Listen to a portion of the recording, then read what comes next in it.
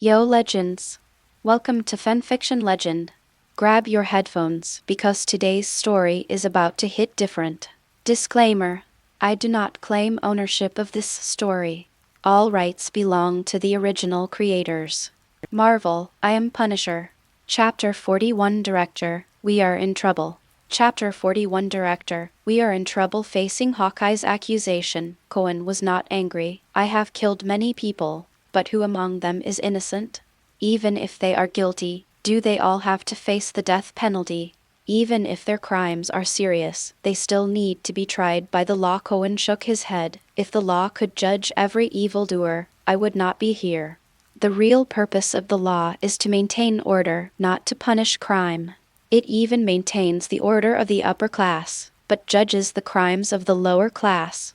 He turned and looked at the sunset. I don't know what you shield think of me, malicious or kind, I don't care. But please don't interfere with me while I clean up this world. Besides, if S.H.I.E.L.D. is guilty, it will be my target for cleansing. He gave Natasha one last look and said, Fine, Dreykov, correct your mistakes, and complete your redemption. After saying that, he turned around and left. Hawkeye looked at his back and thought to himself, Don't be so arrogant, boy! You want to clean up S.H.I.E.L.D. while S.H.I.E.L.D. is still burdened with sins? Who do you think you are? We are an organization that maintains world peace. Okay, humph, next time I have the chance, I will definitely shoot you with an arrow! Carlson, who was watching all this from a distance, frowned. One of his subordinates reminded him that Iron Man was about to leave the surveillance area. Carlson thought for a moment and ordered, Let him leave first.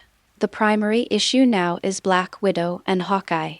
The action in Budapest was equivalent to Black Widow Natasha's Pledge of Allegiance. After that, the Strategic Homeland Defense Attack and Logistics Support Agency accepted her. But now, there is a problem with the letter of allegiance, and that is a big problem. Even Hawkeye is involved. What a headache. The two ace agents are in trouble. Of course, he was willing to trust his two teammates, but his own director Carlson, as an agent you must be skeptical of everything. Thinking of the director's teachings, he felt a headache, but no matter what, he still needed to report to the director. Carlson, how's the plan going? Did you catch that damn poisoner? Don't let me down again, Chief. We are in trouble. After listening to Carlson's story, there was silence on the other end of the phone for a long time, and then there was an angry roar. Damn it! Cohen turned on the system and saw the column Creed, Kill to Gain Redemption on the panel was flashing. Soon, a prompt sound came from the system. Congratulations on unlocking the system gift function. When the host obtains the source of upgrade, bloodline, skills, and abilities, he can choose to give them to others. Note: the recipient must be a believer of the creed. Cohen secretly complained, I don't even have enough for myself, so how can I give it to others? Besides, there are not many people who have the conditions to believe in your creed. Don't you have many lives that can be used for it? It was already dark when we returned to Emma Church. After dinner and a shower, I lay down on the bed beautifully. Nearing midnight, the other woman he had been waiting for a long time finally arrived. She nimbly jumped onto the balcony of Emma Church, carefully entered the inner room, and got into Cohen's half-open door. Master, I'm here. Well, close the door. The nine-spider bride had obviously been carefully dressed up, changing her previous gaudy smoky makeup to become pure and charming. Come, sit on the bed and talk to me. The hand situation. She is a subordinate of Madame Gao of the Shura Society and is very familiar with its internal situation. Master, I just learned that the Hand has a shocking conspiracy. An unknown luxurious manor, a huge office. Click. Hiss, hell. Jin Bing took a puff of the big cigar he had just lit, but there was no expression of pleasure on his face. His right-hand man Wesley stood beside him, frowning. Boss, are we really going to withdraw from New York? Kingpin's eyes were dark. Wesley, the world has changed. It's just that there's one more demon face. Wasn't there Daredevil before? We're not afraid of him. Kingpin shook his head. Wesley, the reason why we, or the gangs, are so powerful is not because we have money, guns, or people. It's because we trample on the rules and are not bound by them. Daredevil is powerful, but he still acts within the rules of morality. But Devilface is different. He ignores the rules even more than us. At this point, Jin Bing was silent for a while. The powerful ones in the past were all bound by the rules, which gave us the soil for survival. Now, there is a mad beast with gnashing teeth that ignores rules and is feeding on us, and we can't stop it. If he had continued to exist, I dare say that the gangs in New York would have ushered in their darkest era because of him. Wesley took a deep breath. It was just a demon face. How could it really be so powerful? He couldn't help but tilt his head. He knew that there was a woman living in the next room, Vanessa, Jin Bing's new girlfriend. My boss, is it that the enemy is too powerful, or have you become weak? He wanted to say something but stopped. Jingle bell, the phone rang suddenly. Jin Bing sat still. Wesley picked up the phone consciously. He was very familiar with the voice on the other end. It was from the Shao Society, Mrs. Thou. Kingpin waved his hand and Wesley pressed the speakerphone button.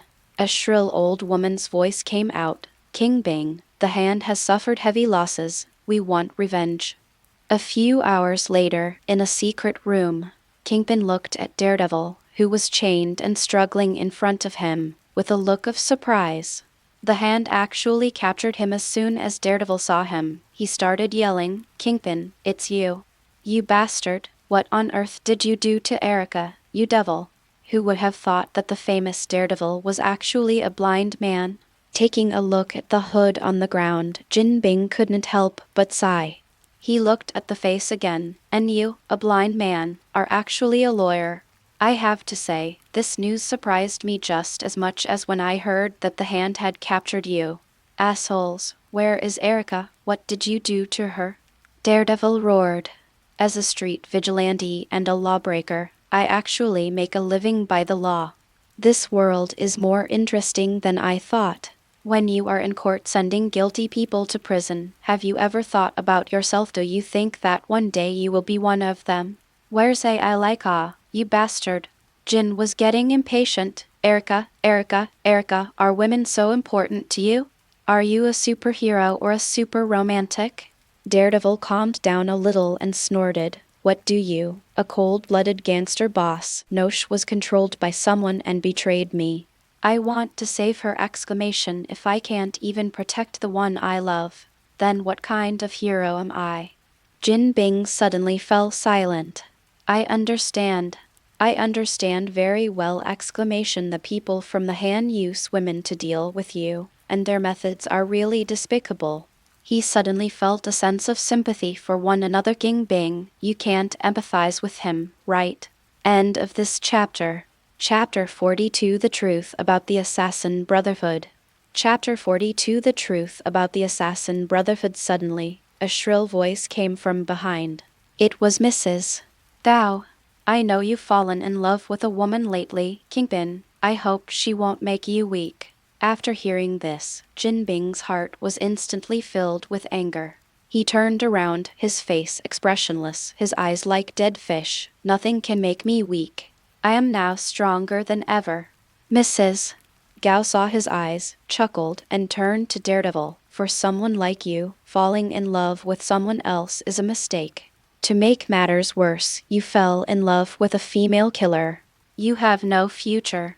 You may be able to give them money, status, and care, but you can never provide the sense of security that women need most. The best option is to cut off ties early before a tragedy occurs." These words silenced both Daredevil and Kingpin. Daredevil hesitated and looked at Kingpin. "You also have shut up." Jin Bing glared at him. He turned to Mrs. Gao and said, "I didn't come here to let you be weird. You just said on the phone that you wanted to revive the beast." Madame Gao smiled, with a hint of respect in her tone. "To be precise, we want to introduce the power of this ancient demon god into the world!" Exclamation. "Daredevil is still alive today because he is the perfect vessel for the beast." Daredevil's eyes widened. He had certainly heard of the word beast and immediately shouted, "Are you crazy? You will bring the entire New York into an irreparable disaster." Jin picked up the hood from the ground, walked towards Daredevil, and smiled. "There's nothing I can do, because that demon face is so ferocious. For the future of the New York underworld, this is the only thing we can do, and blame him if you want to." After saying that, he stuffed the hood into Daredevil's mouth, and the latter made a woo sound. Kingpin turned around. "So, what should we do to make this beast come?" Before he finished listening to the 9 Spider Brides narration, Cohen sat up straight in shock. "Damn it, the hand actually wants to summon the power of the devil. Have you asked Master Guyi?" But what he was not sure about was whether the Supreme Sorcerer would take care of this matter. I asked her for help to get home, but she ignored me. Maybe she went to visit another dimension recently. Thinking of this, he waved at Juju, who lay down obediently, and he bit the other's neck again. What was injected this time was his unique daily blood. After the 9 spiders became vampires, although their physical fitness was greatly enhanced, their weaknesses were also obvious, and they were easily discovered. After integrating the sun's blood, not only did her 3 major weaknesses disappear, her physical fitness was enhanced again, but her desire and frequency of sucking blood were also greatly reduced. Combined with her poison skills, her combat effectiveness increased sharply. Even if she returned to the hand, there were not many people who could be her match. After she left, Cohen began to think again. For such a dangerous matter, of course we have to contact S.H.I.E.L.D. They can't just watch and not do any work, right? They are the main force in maintaining world peace! He woke David up and asked him to call back the number he had called last time. The call was quickly connected and Coulson's voice came. "Hello? Our Hawkeye and Black Widow in New York recently tell them to put the search for Dreykov on hold. There could be a disaster in New York. Have them both be prepared and wait for my notification at any time. In addition, S.H.I.E.L.D. must also be prepared to rescue and evacuate residents and follow my command when the time comes." Clap. The phone hangs up. Coulson, who had just woken up from his sleep, listened to the beep sound on the phone with a confused look on his face. "Was the call I answered from Devil Face or from the director? You gave orders so quickly and efficiently. What level of agent are you?" "I'm level 8, and no one dares to talk to me like that except the director." Gritting my teeth, I'm so angry. But the work still had to be done. I opened my phone, found Fury's number, and dialed it. "Hey, Chief, let me tell you, this guy Devil Face is going too far." The next morning, an acquaintance came to the church. Wesley is a rookie assassin who has just learned all the martial arts in the Assassin Brotherhood.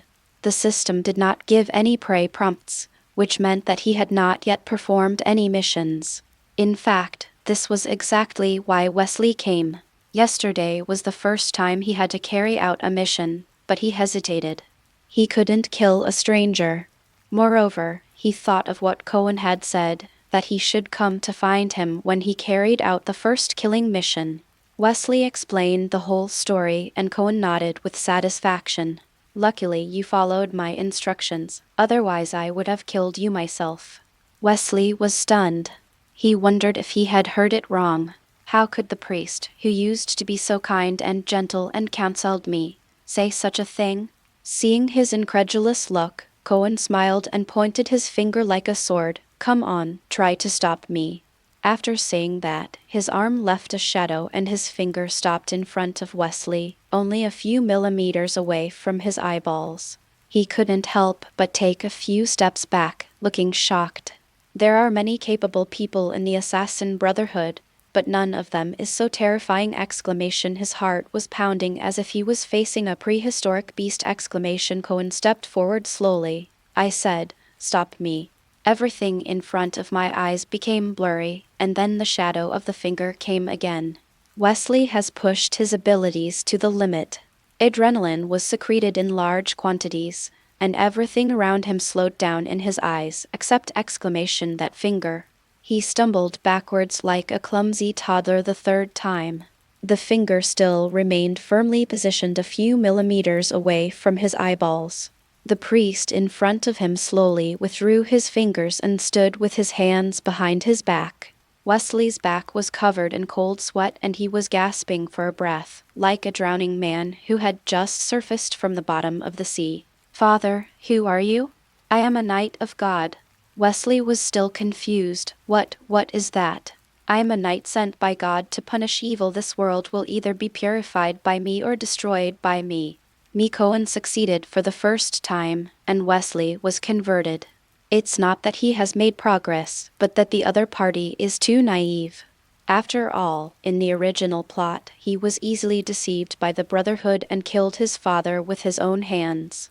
Cohen had given him spiritual counseling many times before, and he already had a certain position in his heart. Now it can only be considered a natural outcome. In the backyard, he revealed the true face of the fraternity to Wesley. Wesley was stunned. "You mean, the Brotherhood trained me to kill my father?" "Yes." Cohen nodded. Brotherhood leader Sloan betrayed the Brotherhood for financial gain.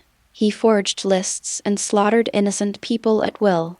The entire Brotherhood's murders were all his accomplices! Your father found out about this, so he left the Brotherhood to try to stop Sloan. Wesley suddenly thought of something. Then she was a believer, but unfortunately the loom of fate did not save her. Wesley immediately sat down on the chair dejectedly. He really couldn't imagine that Sloan, a guy with a nice voice and elegant manners, would betray his faith. "Damn, that old black guy is so scary!" Then what should I do now? Go find your biological father first, then the Brotherhood needs a purification. End of this chapter. Chapter 43. You think I anti-039 am useless. Don anti-039 to you? Chapter 43. You think I'm useless, don't you?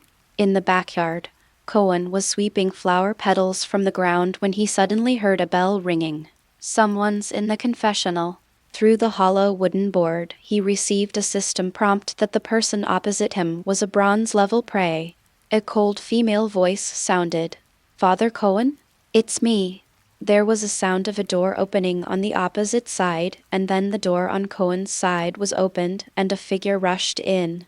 A warm body with a unique scent sat directly across his thighs. In the cramped space, the temperature began to rise. Cohen swallowed. He could clearly feel the other's elastic buttocks and thigh muscles. Two slender arms were placed on his shoulders, so close that his breath was blowing against his face. He could see the other person's face clearly through the falling golden curls, the fair and delicate skin, the deep eye sockets, the fiery red lips, and the clear eyes. Angelina Jolino, it should be Fox from the Assassin's Brotherhood! He understood instantly that it seemed that the Brotherhood had been following Wesley. But what does this sexy goddess want to do? Kill me or me? If it is the former, I will fight back with all my might. If it is the latter, I will fight back with all my might! Fox lowered his right hand, placed it on Cohen's chest, and fumbled around. "What did you tell Wesley?" Cohen felt a nameless anger rising from top to bottom, and his heart beat faster. He was 33 in his previous life, 22 in this life, and over 50 in total. How could he have been touched like this? "Do you think my dragon head stick can't be used too? Who is Wesley?" He pretended to be confused. Fox paused, felt around, found the spot, and pinched it. Cohen immediately regained his composure and said, "Hey, what are you doing?" "This is a church!" "Get off my body." He started pushing her and she started to resist. In the small confessional, the old bench was probably cracking and there was a crackling sound until snapped. Cohen suddenly slapped Fox's butt hard, causing her to freeze. "You naughty boy. God will blame me if he sees you like this." Crack! A loaded pistol was pressed against Cohen's head. "Take your right hand off my hip, and your left hand around my waist." Cohen raised his hand obediently. "I'll ask you again, what did you say to Wesley?" Cohen shrugged helplessly. "Don't be impulsive. We just talked about Sloan betraying his faith for financial gain and letting you kill innocent people." "Then, When Carlos found out, he asked you to train his son to kill him. Fox was stunned. What nonsense are you talking about? You and Carlos have been colleagues for many years. Why do you distrust him so much? The loom of fate may not make mistakes, but why can't Sloane be selfish? Carlos has the evidence. Did you give him a chance to explain it?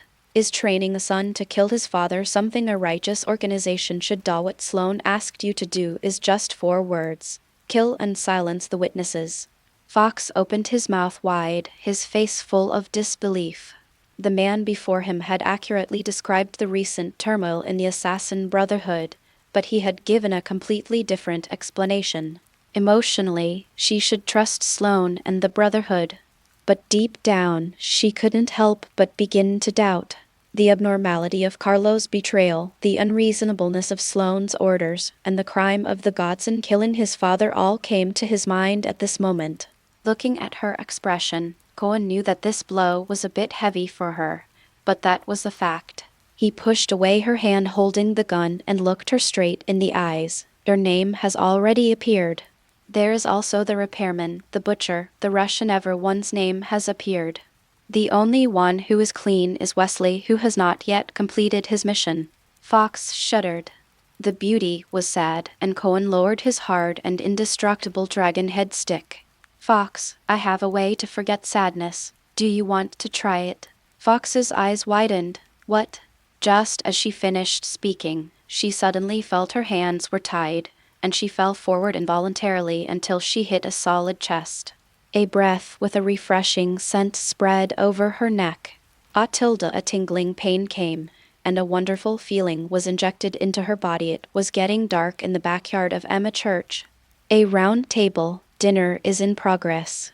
Cohen and Fox sat very close to each other, talking in low voices while eating. Sloane has to atone for what he did, but those of you who don't know don't have to. Maybe you are guilty, but the world needs you.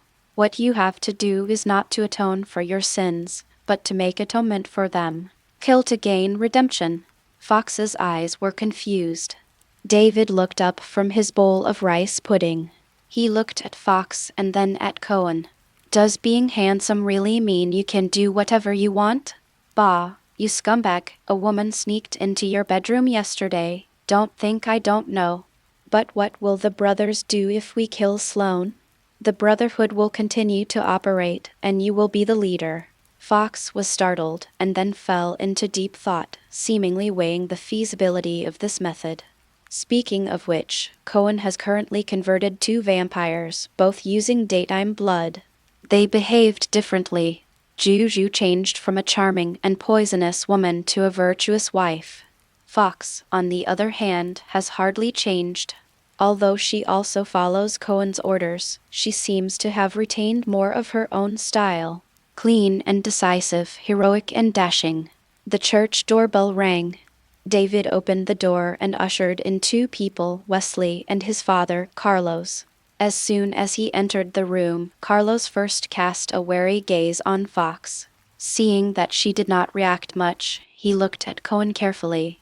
The 2 sat down. Carlos got to the point. Why do you know so much about the Brotherhood, father?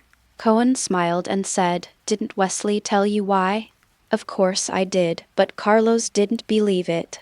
What night of God? How is that possible? Cohen saw his expression and guessed what he was thinking. Mr. Carlos, do you not believe that God exists, or do you not believe that I am God's knight? I don't really believe it. That's what Carlos thought. Cohen understood it again and shook his head. You believe in the loom of fate, but you don't believe in God. Do you want to think about what your name means? Carlos, which means cross. How can you not believe in Jesus or any religion heresy? Cohen smiled and said, The assassin Brotherhood exists because of the loom of destiny, and you are its killers. And I am a combination of the 2. I am the police, the judge, the jury, and the executioner. Carlos frowned slightly and thought for a moment. Father, do you think I am guilty? Hev. Where's Fox? Hev. Where's Wesley? None. And yourself? Cohen laughed. I should have been guilty. End of this chapter. Chapter 44, Purification of the Brotherhood. Chapter 44, Purification of the Brotherhood. What do you mean? Cohen smiled and shook his head. Okay, let's talk about how to get rid of Sloane and save the Brotherhood. That's the point, right? Carlos thought for a moment and nodded. Fox and I have already discussed it. As the culprit who disrupted the faith and betrayed the Brotherhood, Sloane must die to atone for his sins. If there are accomplices, they will be dealt with in the same way. But I believe that most people were deceived by him and committed crimes. These people can be forgiven. Carlos was slightly stunned, but there is already a name on the loom of fate. As a guilty person, atone for your sins.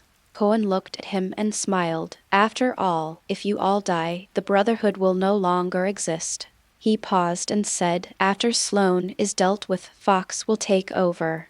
Do you have any objection? Carlos glanced at Fox, who had a blank expression on his face, and shook his head. But how can we make everyone understand the truth and kill Sloane in the heavily guarded No. 17 textile factory? Cohen and Fox looked at each other, and Carlos sensed something was wrong. Sure enough, the voice on the other end said with a smile, then I'll have to trouble you, Mr. Carlos. Textile factory No. 17. An old building located on the seaside, after renovation, looks like a castle. With the identities of Fox and Wesley, the four of them entered smoothly. Seeing Carlos being tied up, all the Brotherhood members couldn't help but follow. In the hall, Sloane, with a gloomy look on his face, came forward with a large number of elite killers. Fox, what's going on? Now that you have captured Carlos, you should get rid of him immediately. He glanced at Cohen and said, how can you bring outsiders in? Fox didn't answer, so Carlos spoke up. How can she reveal your true identity if she doesn't bring me back alive? Sloane's eyes turned cold. We don't need to waste time talking to traitors, Fox. Kill him. As everyone watched, Fox held up a document with a white cloth on it. Your name came up, Sloane. But why didn't you tell anyone? Fox took 2 steps forward and showed the white piece of cloth to everyone. Sloane's name appeared on the loom of fate many years ago, but he concealed this fact! He used his power to read the loom to falsify lists, massacre innocent people, and make us all sinners. She walked up to the repairman and said, your name has appeared. She walked up to the butcher and said, your name has appeared. She walked up to the Russian and said, your name comes up too. The names of everyone present appeared.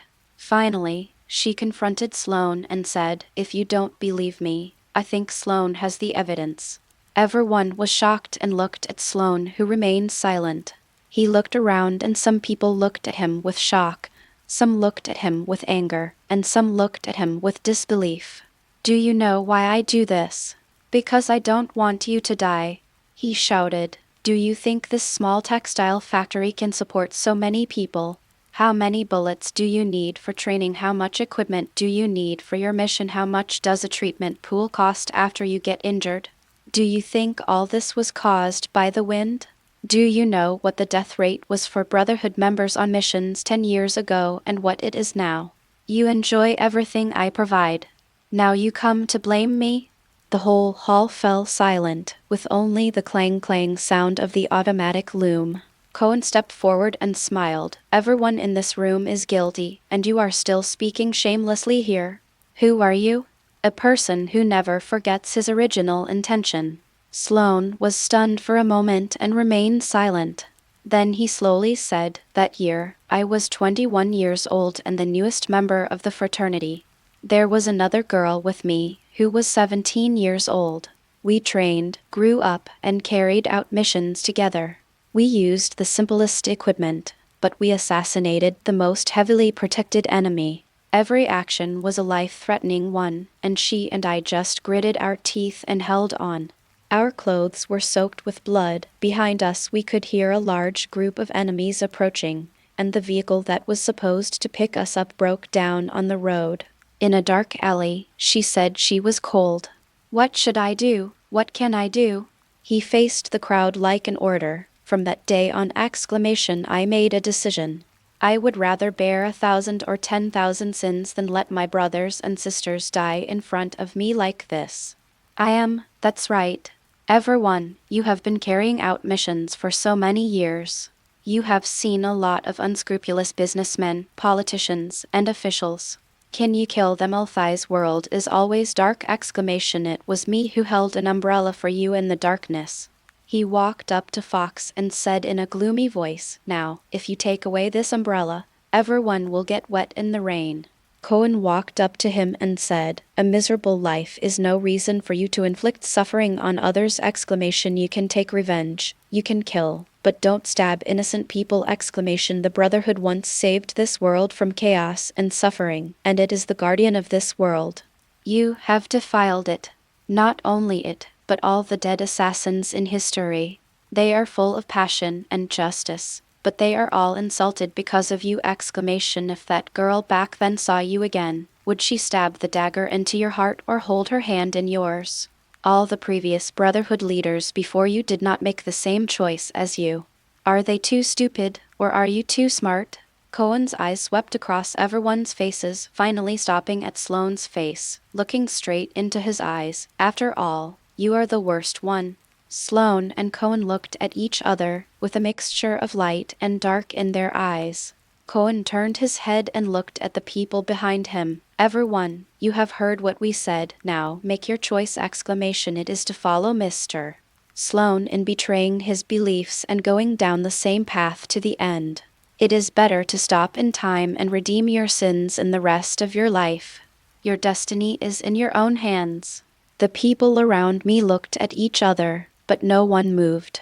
Sloane walked across from Cohen and stood straight, making his position clear. Cohen smiled and said, "Hurry up, time is running out." Finally, someone took action. The onlookers made their own choices. By the time everything was settled, dozens of official assassins of the Brotherhood had already made their choice. 50-50 open. Behind them, Wesley and Carlos both looked grim. They didn't expect the Brotherhood to have fallen to this level. "It seems that it will be difficult to leave this place intact today." Cohen sighed softly, shook his head and said to Sloane and others, "Before we start, I have one last question for you. Do you think that in life, choice is more important, or hard work and talent are more important?" He didn't give anyone time to react. A bright and dazzling light, like a nuclear explosion, rose in front of Cohen. In an instant, everyone screamed. Tears filled their eyes, and they lost their eyesight. End of this chapter. Chapter 45, Control of the Brotherhood. Chapter 45, Control of the Brotherhood. Wesley and others had no idea what was going on. After a blankness in front of their eyes, they only heard 3 lightning-like crackling sounds, followed by the sound of slow gunfire.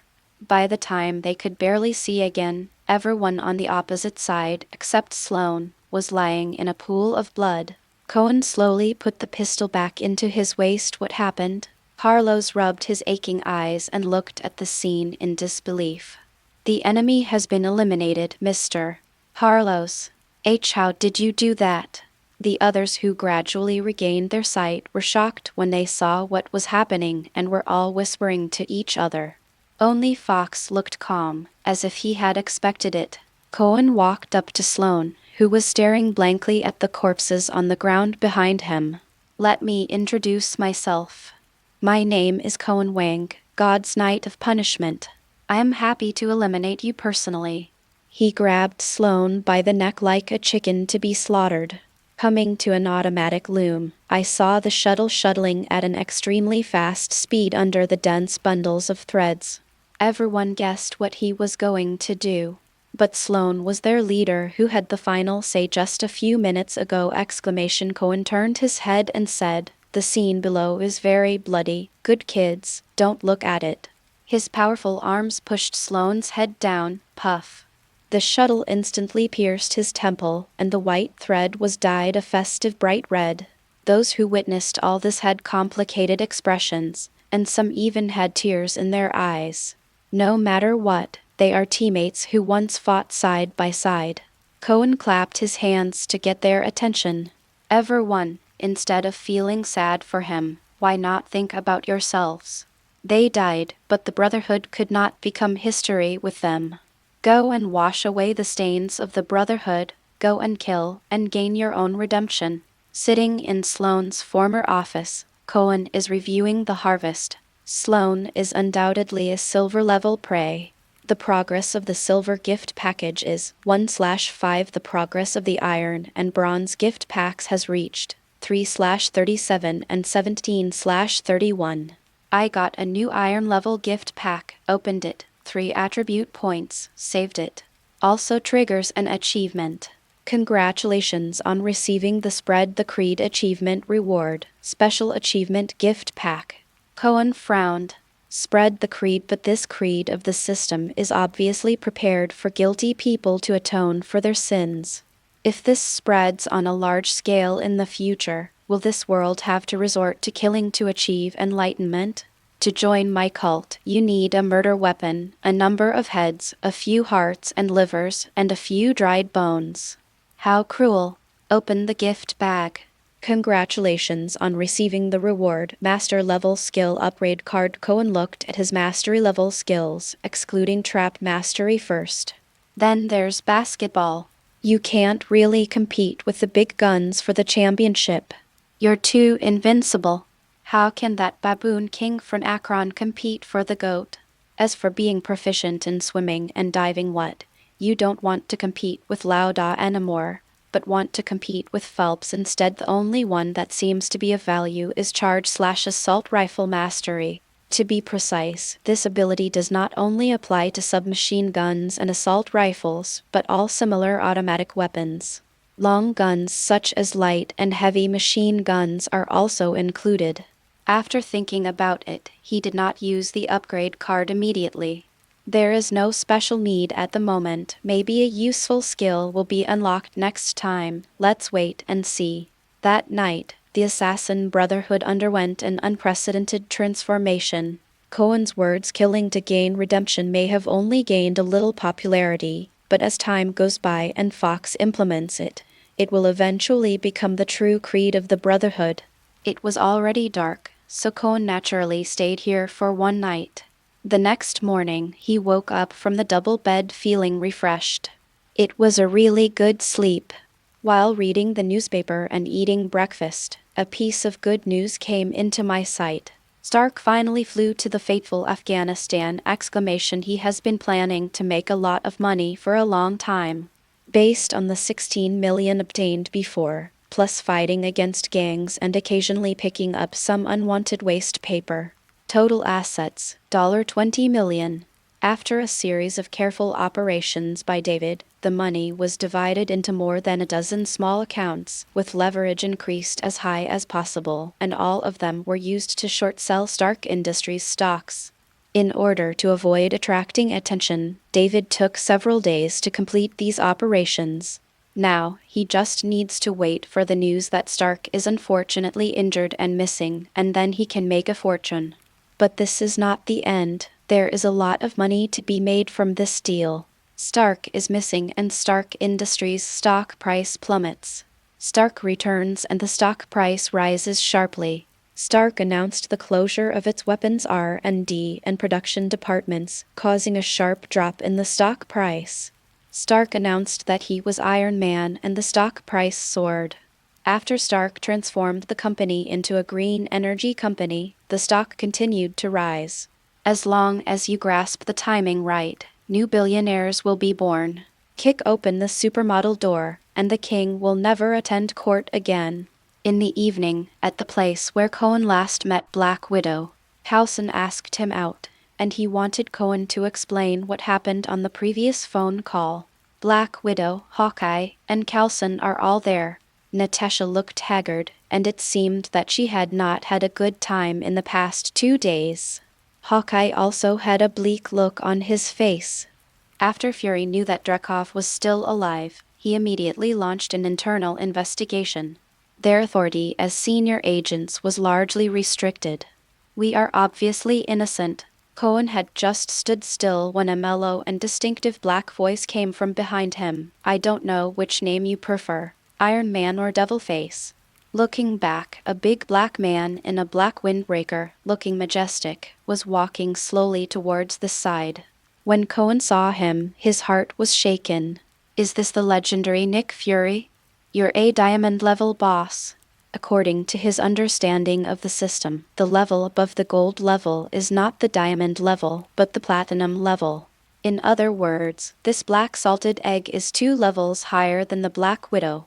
If I can kill him, will I be able to achieve success overnight, at least some Asgardian bloodline or a full set of Spider-Man abilities?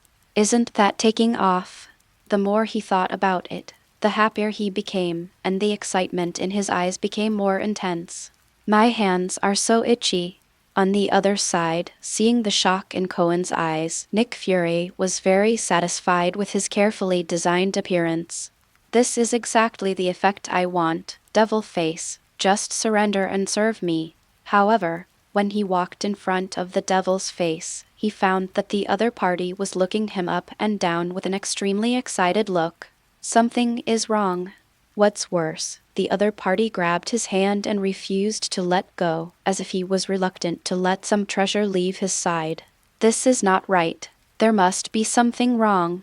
Sure enough, from those eager eyes, for a moment he felt a murderous intent as strong as if it were tangible. In an instant, his whole body turned cold. End of this chapter. Chapter 46, Black-Braised Eggs Beyond Gold Level. Chapter 46, Black-Braised Eggs Beyond Gold Level. Damn it. Why do you have such a strong murderous intention towards me? Exclamation. The one who's watching you is Coulson, and the one who's aiming the arrow at you is Patton. Do you hate me so much? Can we change? The person tried to calm his panicked heart, not showing any fear, and smiled. I am Nick Fury, the director of the Strategic Homeland Defense Attack and Logistics Support Agency. We are a huge country formed by the 5 most powerful countries in the world. Our organization is spread all over the world and is an important force in maintaining world stability and peace. There is nothing we cannot find as long as we want to investigate, and no one we are determined to catch will escape. Coulson and the other 2 were a little confused. What was the director doing? Why did he suddenly introduce the Security Bureau? And you brag about yourself like this? You are so shameless. Nick Fury didn't care about their surprised expressions at all and continued, Mr. Iron Man, are you interested in joining us? Come to think of it, there are many extraordinary people like you in our bureau. Maybe you can communicate and learn more from each other. Coulson's eyes widened instantly. A lot of extraordinary people. Boss, are you sleepwalking? These words calmed down the excited Cohen a lot. Nick Fury has a pager hidden on his body. If we kill him openly, he might be killed by a meteor from the sky one day. If you want to kill, you must have a legitimate reason. No matter whether the reason is reasonable, correct, true or not, as long as it leaves Aunt Marvel speechless, it's fine. At worst, we can just bow our heads in front of Fury's grave and admit our mistake! Exclamation. What a big deal. Cohen finally let go of Nick Fury's hand, leaving several white marks on his dark hand. Fury calmly reached his hand behind his back and said to Coulson, well, I don't think Iron Man is someone who kills innocent people indiscriminately, so withdraw the dozens of snipers we have deployed around. Besides, I suddenly remembered that I forgot to turn off the gas stove at home, so you can talk to it for me today. After saying that, he turned around and left. Coulson and 3 others. He walked very fast, as if he was in a hurry. Looking at his back, Cohen felt lost and empty inside. Suddenly, a flash of inspiration struck his heart like lightning. The system has 2 criteria for determining the level of prey. One is its own strength, and the other is its own status. The reason why Nick Fury is so high in rank is obviously not because of his strength, but because he is the director of SHIELD. Think about it from another perspective. If US President Obama is the prey, how high can his level be? Diamond or higher? There's something going on! Exclamation. Of course, assassinating the US president is not very realistic, but there are plenty of people like this who have high status, weak strength, and are prey! Exclamation. Having made up his mind, he turned around and looked at Coulson and the other 2. Black Widow and Hawkeye were fine, but Coulson was obviously a little embarrassed. He forced a smile on his face. Haha, Director Fury really loves to joke. There are no snipers around, I promise. Cohen deadpanned. The smile on Coulson's face slowly disappeared, and he shrugged, pursed his lips, and snapped his fingers. He felt a chill in his heart. Before the meeting, the director had specifically instructed him not to show any hostility, so he did not arrange any agents such as snipers. But now, he had 1,000 facts to say in his heart. The murderer in front of him had hundreds of lives on his hands. Even with Hawkeye and Black Widow around, he was still very nervous. Cohen was thinking about the president and didn't notice his expression. He waved his hand and said, "What do you want from me this time?" Coulson was glad to get right to the point. "Last time you said that there would be a big disaster in New York soon. The director asked me to ask you if any gangsters have offended you recently. How about you control yourself and kill fewer people?" Cohen's eyes widened. "What? This is the impression you have of me? No, it's so slanderous! Are you crazy? I'm not a villain who kills innocent people! I am a hero who executes justice and punishes evil! Hero. Do you know what this word means?" Coulson nodded rapidly. Hero, I'll issue you a certificate right away." Cohen rolled his eyes fiercely and disdained to explain. "There will be a disaster in New York because the underground gangsters, the Han, want to summon the ancient demon god! According to my intelligence, it will be tonight." Coulson and the other two were all stunned. Summoning a demon?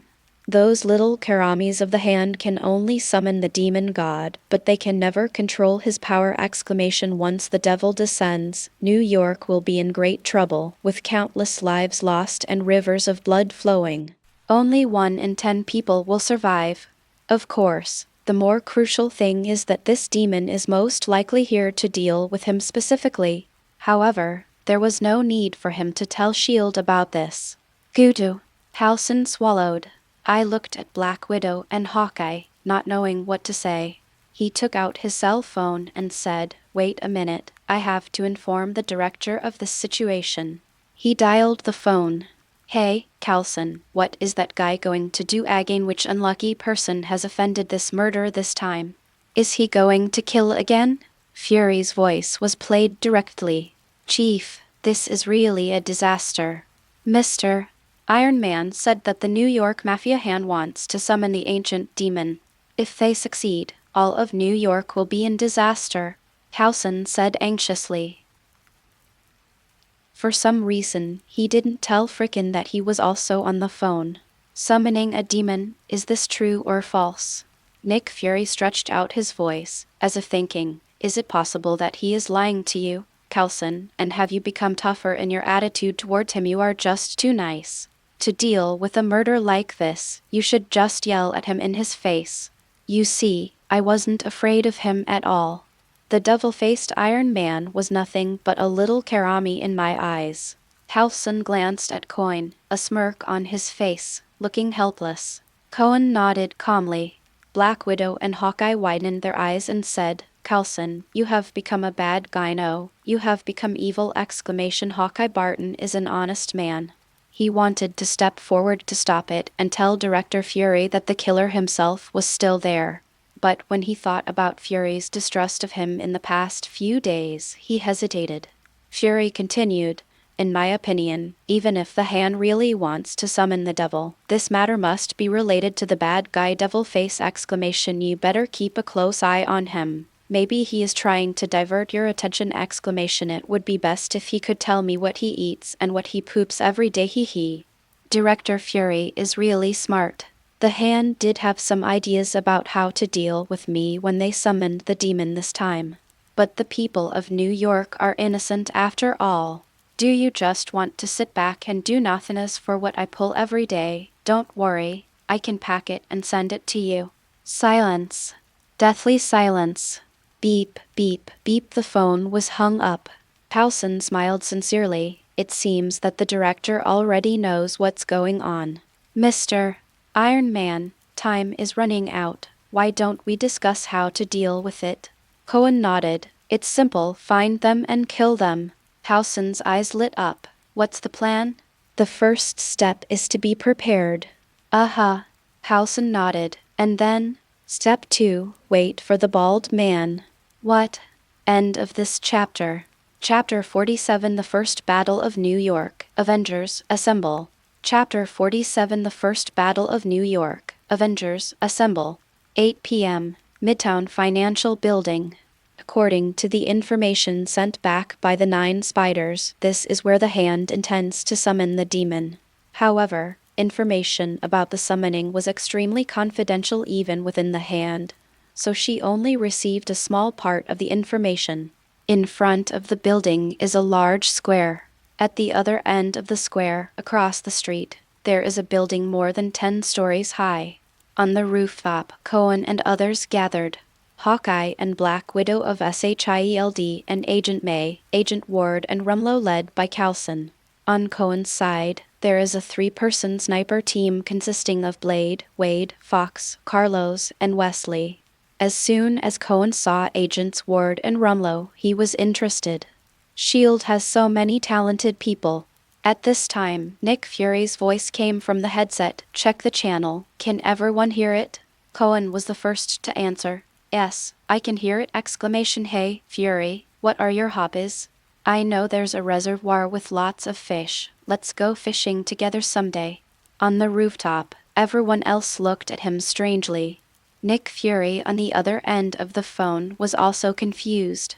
Who am I to go fishing with you? You must be trying to drown me or strangle me with a fishing line! Iron Man, please do not talk about anything unrelated to this operation on the public channel.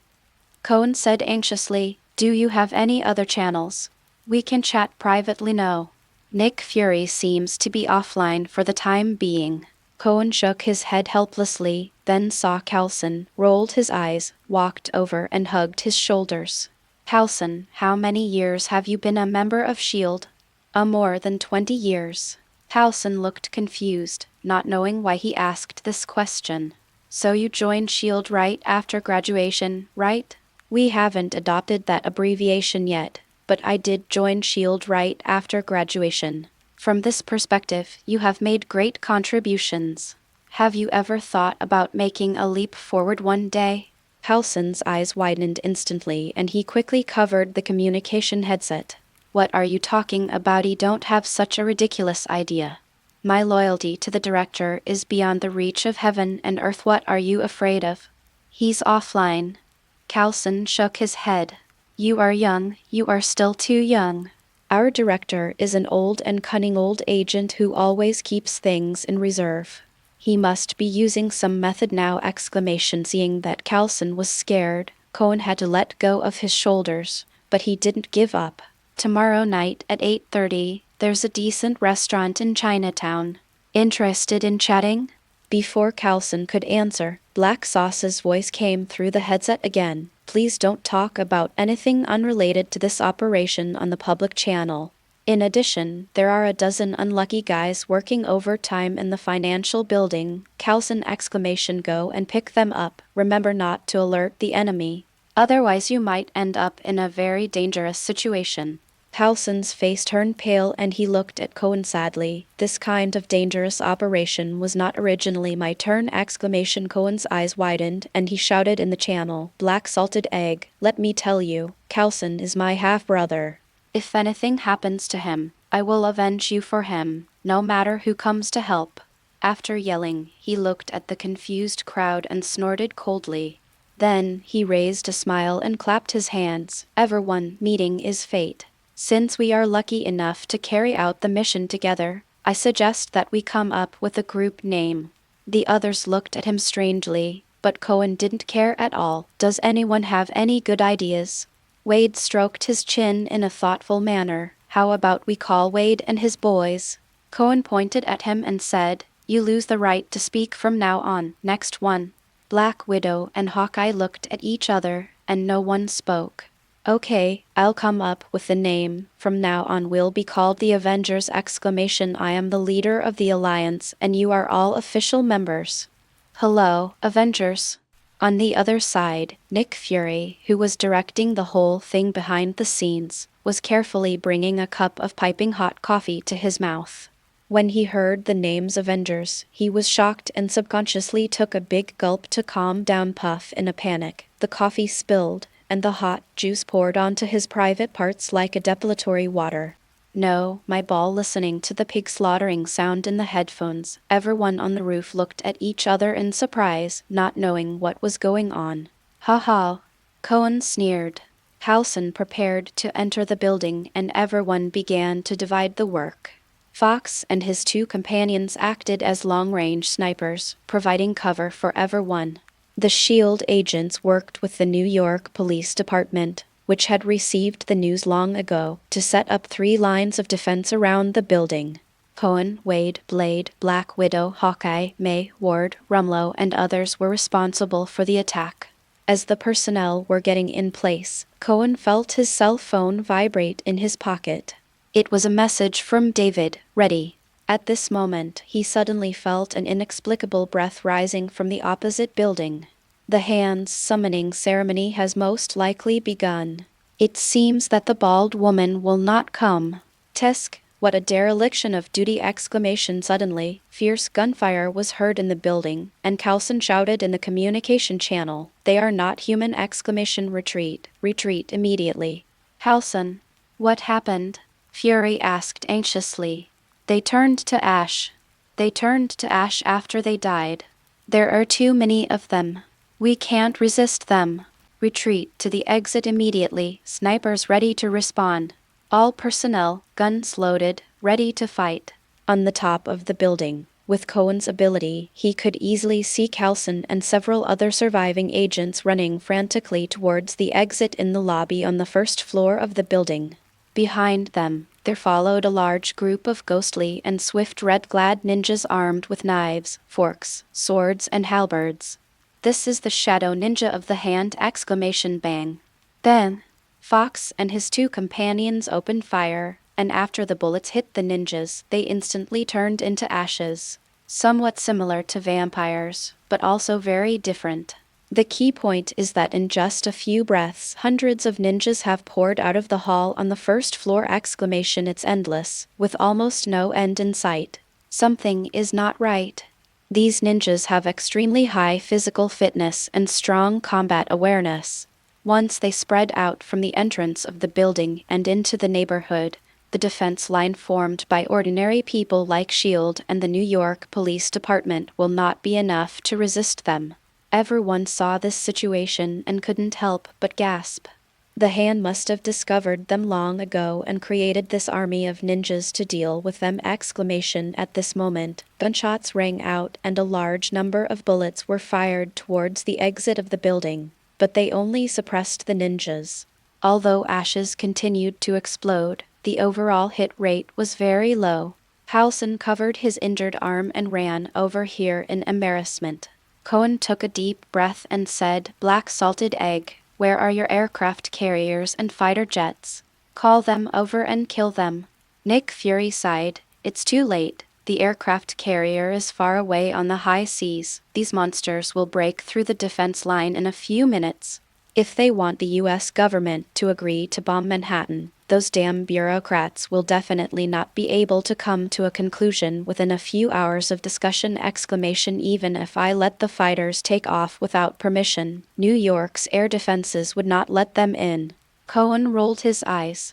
"So what's your heaviest firepower right now?" "RPG and vehicle-mounted M134 rapid-fire machine gun." M134 rapid-fire machine gun? Cohen opened the system instantly, and the master-level skill upgrade card clicked and turned into a ray of light. Soon, the skill bar changed. Charge/assault rifle master. HMPH. Nick Fury, you are such a lucky little egg. What? I need your gun. What gun? Cohen had a smile on his face. Of course, he was the Gatling Bodhisattva who sang 3,600 times in one breath and saved the world with great compassion. End of this chapter. Chapter 48, The First Battle of New York, Dadada. Chapter 48, The First Battle of New York, Dadada! Cohen jumped down from the top of the building. The dagger drew a streak of fire on the wall, and his figure was graceful and handsome. He crossed the long street and came to the square in front of the building, with 2 guns in hand and bullets spraying. Although it was not enough to kill all these ninjas, it did slow down their offensive. Behind him, a black van, under the cover of numerous firebar, made a beautiful drift and stopped behind him. The side door opened and a black 6-barrel Gatling gun protruded out. "Sir, M134 is in position." Cohen leaped back and came to the carriage. Click, click, click. The hinges of the machine gun made a mechanical friction sound as he turned. Looking at the red-clad ninja rushing towards him, a smile appeared on his face. According to the system, these guys are all bronze-level prey. This time, his harvest might be even more abundant than that vampire's blood feast! With a thought, the ability of the compound eyes was instantly activated. Da da da. 6 pitch-black gun barrels instantly fired blazing bullets! Moment. It was as if a storm had blown up in the square. Dust filled the air, gravel flew everywhere, and ghosts cried and wolves howled. The shadow ninjas were fearless and continued to charge out from the lobby of the building, but a blazing fire snake suppressed them. Financial building, underground parking lot. An altar with intricate lines shimmers with light. With every flash, many ninjas in red walked out. They had wooden faces and walked skillfully towards the stairs, forming a long army of ninjas. There is a second underground floor beneath this altar. A group of priests wearing red ghost masks and scarlet robes surrounded Daredevil, chanting something. Kingpin and the Hand stood aside. Kingpin was wearing his customary white suit and holding a cane. He frowned and his eyes occasionally swept over 2 familiar figures beside him, Murakami and Soando. 2 people who had already been killed by the devil face! He asked his insider in the police station about the situation that day. According to the police officers who cleaned up the scene, the entire lower bodies of the 2 guys were worn away. But now, they are standing here alive again! At this time, a man in a blue suit walked in panic and shouted hurriedly, "Boss, it's not good. The shadow ninjas are suppressed!" That Iron Man is very fierce. He can hold down the ninjas with his gun and prevent them from leaving the house. Mrs. Thou was puzzled. A gun? How is that possible? The man in the blue suit reacted. He used a Gatling gun. Everyone present was stunned. I've never seen such an accurate machine gunner. His hit rate is at least 30%. It's incredible. The ninjas are resurrecting faster and faster, and the resurrection altar will soon be unable to support it. Alexandra, the leader of the 5 Fingers, was silent for a moment, then turned to look at a man in a corner. He was shirtless, with a large black wolf spider tattooed on his chest. Lamwerdo, Black Wolf Spider, I have come from thousands of miles away to find you. It's time for you to appear. The man was silent, nodded, and walked outside. Alexandra seemed reassured by his abilities and turned back to watching the ceremony. In front of them, the summoning ceremony was coming to an end.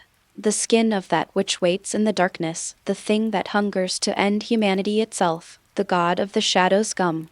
One of the priests suddenly took off his red ghost mask, revealing his old face and white hair and beard. Black mist emanated from his hands, black spell of the soul. Accept our offering and present this perfect vessel to you! You will be the supreme ruler, and the era of mankind will end here, and no one will be spared except the snake root. Suddenly, an indescribable force descended.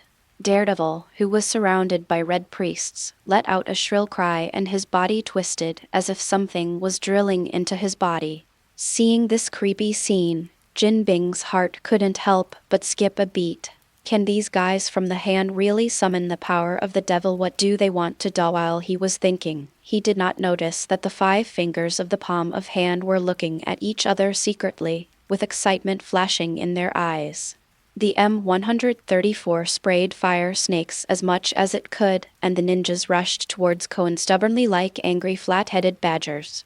In his mind, the system prompt sound kept ringing. Ding, ding, ding, ding, it's like a perfect symphony.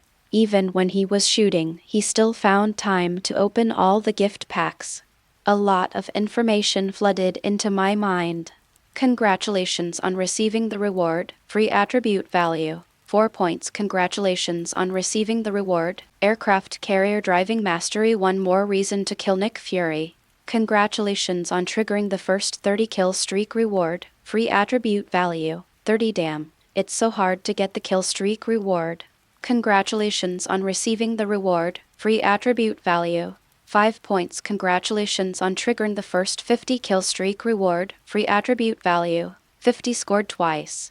After all the bronze gift packs and kill streak gift packs were opened, Cohen obtained 3 skills and hundreds of attribute points. Proficient in aircraft carrier driving, CAD, LOL, and 108 free attribute points. A wave of wealth. Just as he was feeling happy, he suddenly spotted a strange guy among a group of charging ninjas. The system gave him the feeling. Gold level prey exclamation. He was shirtless, with a black wolf spider tattoo on his chest, and his speed was extremely fast, clearly far beyond human limits. He did not rush forward like other ninjas, but instead used the cover of the red ninja to rush left and right. After walking out of the hall, he ignored Cohen, crossed the square diagonally, and rushed towards the blockade on the side. Seeing this, Cohen twisted the muzzle of his gun, and a fierce fire snake licked the black wolf spider's heels. But he was extremely flexible and strong. He smashed the stone flower bed with one punch, and with a flick of his hand, a stone weighing hundreds of kilograms shot towards Cohen at high speed. Crack! Cohen quickly turned his gun around and followed the rock like an anti-aircraft gun, smashing it into pieces before it hit the van. After this short period of interference, the black wolf spider has approached the first blockade line. Soon, screams were heard from the other side. Nick Fury yelled into the communication headset, "What kind of monster is this? Who can stop him?" Cohen saw a shadow passing by, which should be the arrow shot by Hawkeye. It seemed to hit him, but the black wolf spider did not stop. Cohen's face changed slightly. He was very sure that he had been hit by at least several bullets just now. But he wasn't hurt either. This is a 7.62 mm bullet exclamation. Add to that the fact that he can throw hundreds of kilograms of rocks at will while running at top speed, and he must have terrifying strength. Cohen kept trying to lock his gun on him, but the trees, flower beds and vehicles blocked his view, and he lost a lot of shooting angles. In this short period of time, several police cars were thrown into the sky and landed accurately on several firing points on the first line of defense. The moment it landed, a powerful explosion occurred. There were wailings everywhere, and the first line of defense collapsed in just a few breaths. That modified police car weighs almost 3 tons and can throw them into the air and hit the target. The power of this black wolf spider is at least more than 5 tons. Is the gold level guy so strong? Black Widow is also at gold level. It seems that her identity as SHIELD's ace agent is a great help to her exclamation. At this moment, he suddenly realized that although this guy had gone around in a circle, his final target seemed to still be him. Blade, Hawkeye, Black Widow and others tried to stop him, but he kept coming closer. Fake. Cohen immediately communicated with the system and added all 108 free attribute points to my strength exclamation. In an instant, his strength reached 169. If the explosion of dragon energy is added, his strength can instantly reach more than 5 tons exclamation, but this is not enough. I took a look at the system. At this time, iron level prey, 3/37 bronze prey, 12/49 silver level prey, 1/5 gold level prey, 0/1. He immediately turned the gun around and ignored the black wolf spider rushing towards him, and instead aimed at the shadow ninja again exclamation. Dadada. Cohen watched the black wolf spider leap up and pounce on him from the corner of his eye, his expression unchanged. The system rang as promised.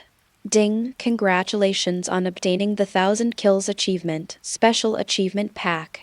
End of this chapter. Chapter 49, The First Battle of New York, Harnessing Thunder. Chapter 49, The First Battle of New York. Harnessing thunder, a smile appeared on Cohen's face.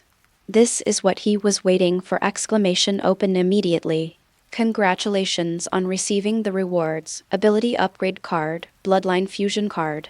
Without any hesitation, he immediately used the ability upgrade card. Then, a thought came to his mind and he exploded. He leaped up like a tiger and attacked the black wolf spider in midair. The two men approached each other quickly, and Cohen could even see the fierceness in each other's eyes. A sneer appeared on the corner of his mouth, as if he was mocking Cohen's arrogance. But Cohen is the same. The moment they were about to touch, a dazzling white light burst out in front of the black wolf spider, and in an instant, everything in front of his eyes turned white! He was a little panicked when he suddenly lost his sight. The next moment, he felt the air being squeezed, and then a punch hit him hard in the face! And all his own attacks failed. As he felt a sharp pain on his face, his body was blown away by the huge force. He flew backwards uncontrollably and fell heavily to the ground. Fortunately, his physique was strong enough, and in a short period of time, his eyesight recovered a lot. In the dim light, he saw several silver snakes flying towards him. The next moment, extreme pain and numbness engulfed the entire body. His skin began to crack, blood flowed out instantly, and his bones creaked as if they would break at any moment. At this moment, he realized that what he had just seen was not a silver snake, but powerful lightning! Seeing that the enemy was about to attack again, his strong desire to survive made him burst out with a powerful force. He slapped the ground with his hand and his body flew up. The thigh muscles were compressed more violently than ever before, and the powerful force directly pressed a small hole in the ground. He moved like a shot and instantly dived into the crowd of red-clad ninjas. The next second, Cohen's lightning attack arrived as expected. Dozens of lightning bolts followed the black wolf spider and slammed into the group of ninjas. In an instant, hundreds of ashes flew into the air! Everyone present was stunned! This confrontation lasted only a few seconds, but it shocked everyone. Nick Fury swallowed. Damn it. The strength of the man with the wolf spider tattoo had already shocked him greatly, but Iron Man shocked him even more. What the hell, if you have this ability, just show it earlier. Why would I want to arrest you before it's too late to provide for you! I regret it. I regret it so much. This guy is definitely a big ink pen. Wade, Blade, and Black Widow were together. They wanted to stop the black wolf spider, but failed. Looking at the silver-white lightning not far away, his eyes widened. My god, he is simply the legendary Thunder God. Blade's eyes widened. You have this strength, why didn't you use it when you beat Frost? Did you think I wasn't beaten hard enough? As for the others, they were all stunned. At a time when superheroes had not yet appeared in front of the world in large numbers, Cohen gave them a little shock of supernatural power. On the other side, Cohen looked at the hundreds of ninjas who turned into ashes in an instant, and he was not too excited, because he saw clearly that the black wolf spider was not dead. The opponent was also smart. After rushing into the crowd, the power of lightning was dispersed. After killing hundreds of ninjas, the damage to him was very little. At this moment, amidst the flying ashes, the black wolf spider stood quietly in front of the building. He pulled out a bottle of black potion from somewhere and drank it in one gulp. In an instant, the wolf spider tattoo on his chest glowed and the spider's legs trembled slightly, as if it had come back to life. His injuries recovered quickly and his aura was rising. Even better than before the injury! Cohen looked solemn. Just now, he upgraded electricity control without hesitation, and now it evolved into thunder control. His ability to store and release lightning in his body has been greatly enhanced. The previous lightning attack at the electricity control level can be released hundreds of times. However, like just now, the powerful lightning that could kill hundreds of bronze-level prey with one full-strength strike could only be released 3 or 4 times. Seeing the black wolf spider's eager expression, he released it again without hesitation. Dozens of lightning bolts quickly crossed the night sky and pounced on the enemy fiercely! This time, the black wolf spider didn't even dodge! Under the bombardment of thunder and lightning, he roared to the sky, but he endured it. The black wolf spider tattoo on his chest became swollen and turned dark red, and his eyes flashed with a ferocious light that was not human. Iron Man, you're looking for death. Cohen was not panicked. He stared at him for a while, smiled coldly, stretched out his hand, and hooked his index finger. If you have the guts, come over here. The black wolf spider raised the corner of its mouth, revealing its sharp teeth. He, here I come. As soon as he finished speaking, he jumped suddenly, as high as 6 or 7 stories, like an eagle, with his arms spread out, and pounced on Cohen. This scene left everyone stunned. Wade put his head in his hands. This is not fair, he's on drugs. Fury clenched his fists. Screw the New York Air Defense Force. I don't care. Fighter jets, blow him to death. Cohen, on the other hand, didn't even look at the black wolf spider, but instead stared at the ground. He leaned down and punched the ground, breaking it into pieces.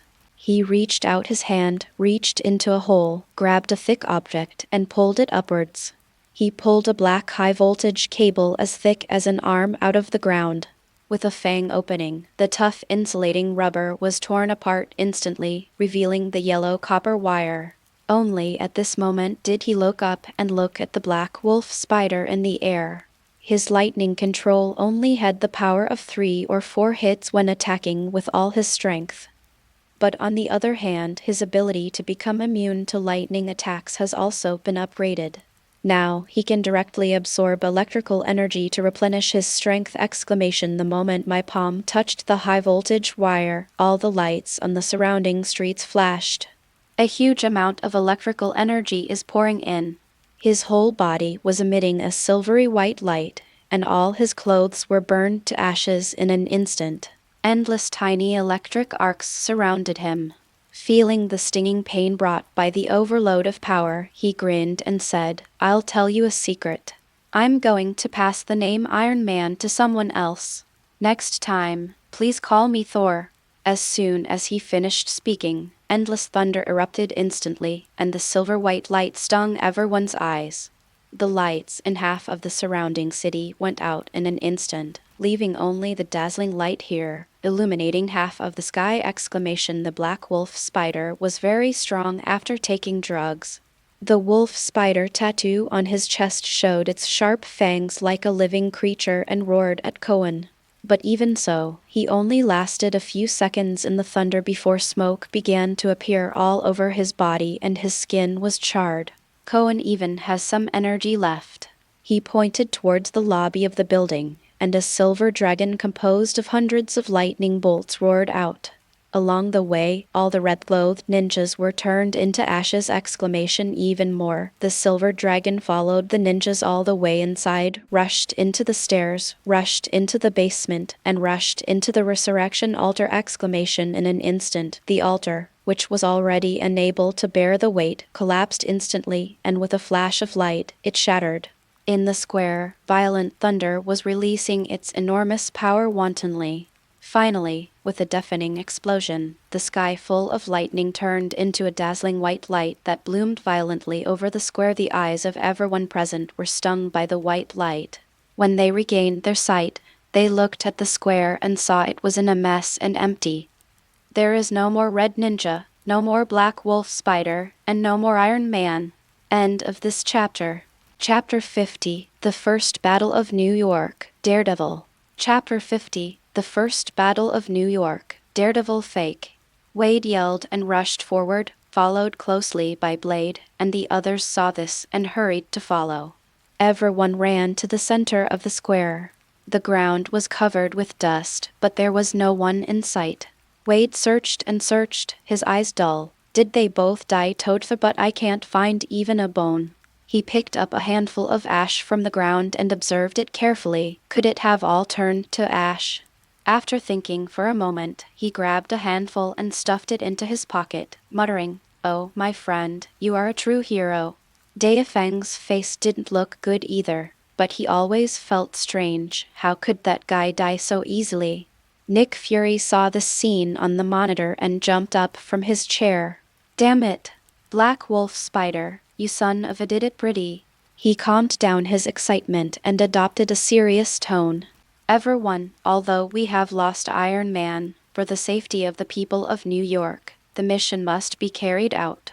Don't worry, everyone. I guarantee in the name of SHIELD that he will be given a proper burial.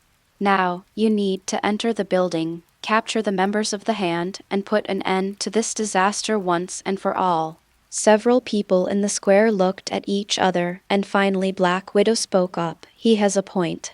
The enemy has not been completely eliminated yet. Wade snorted coldly. Let me tell you, I'm not doing this for some people. Although Iron Man is not a good guy, he can be considered my friend. I'm going to avenge him. After Wade finished speaking, he walked into the building angrily, and Blade followed closely without saying a word. In the distance, Wesley's eyes were slightly red. Fox, are we going in together? No, we'll stay here. But this is an order. Fox lay on the roof, watching everything that happened in the square through the sniper rifle telescope. Looks indifferent. As Wade took a step into the hall, a dark shadow flashed, and then a size 58 shoe was printed on his size 48 face. Fack, he yelled and flew out. The people behind him stopped immediately. The person who appeared in front of them was a guy wearing a red uniform, with black aura all over his body, dark eyes, black lines all over his face, and looked like a devil. After all, Hawkeye Patton had followed Devilface in Hell's Kitchen, so he knew this guy who was also famous in Hell's Kitchen. But it was precisely because he recognized him that he took a deep breath. Daredevil. Blade was shocked. How could Daredevil become like this? Wade, who fell to the ground, stood up and rushed over angrily. I don't care if you are Daredevil or a real devil! Bastard. You scared the kids with your appearance. Get out of here. He brandished two long swords and pounced forward. Puff. The two swords stabbed straight into Daredevil's chest. Everyone was shocked. When did this guy become so powerful? Only Wade noticed something was wrong. When he tried to pull back the knives, no matter how hard he tried, the two knives didn't move at all. Daredevil, who was stabbed in the chest by him, didn't even grunt. He tilted his head and stared at him with his dark eyes. He was a little confused. I have never encountered such a situation before. The next moment, he was kicked out again. The two long knives were still stuck in the chest of the demonized Daredevil. Within a few breaths, the parts of the long knives that were inserted into Daredevil's body seemed to be corroded by some strong acid. Clang! It broke into two pieces and fell to the ground. Hiss! Everyone gasped!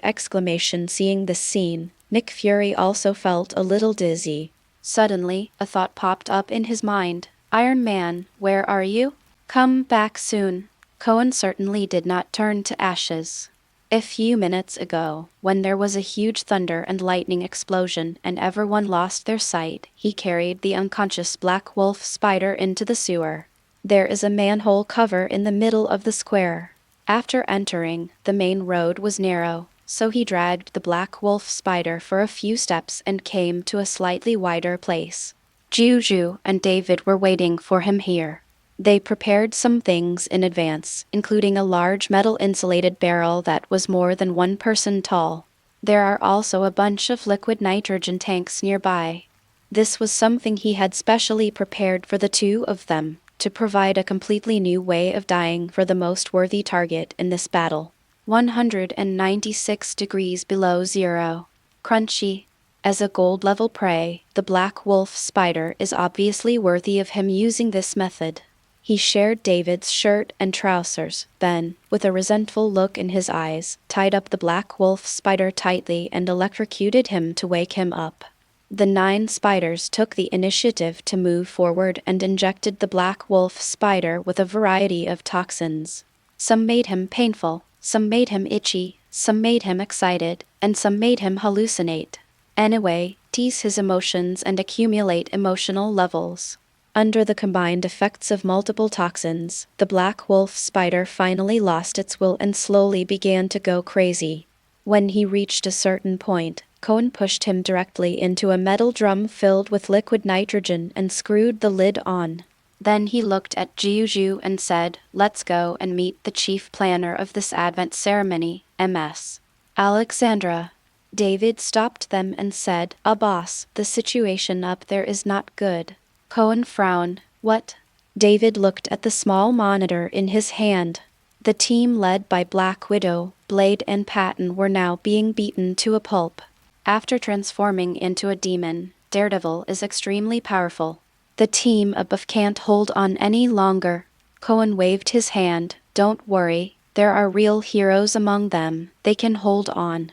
Oh, and ask Fox and the others to take good care of Wade and Blade." David shrugged and said no more. Cohen and Juju went several dozen meters deeper into the sewer.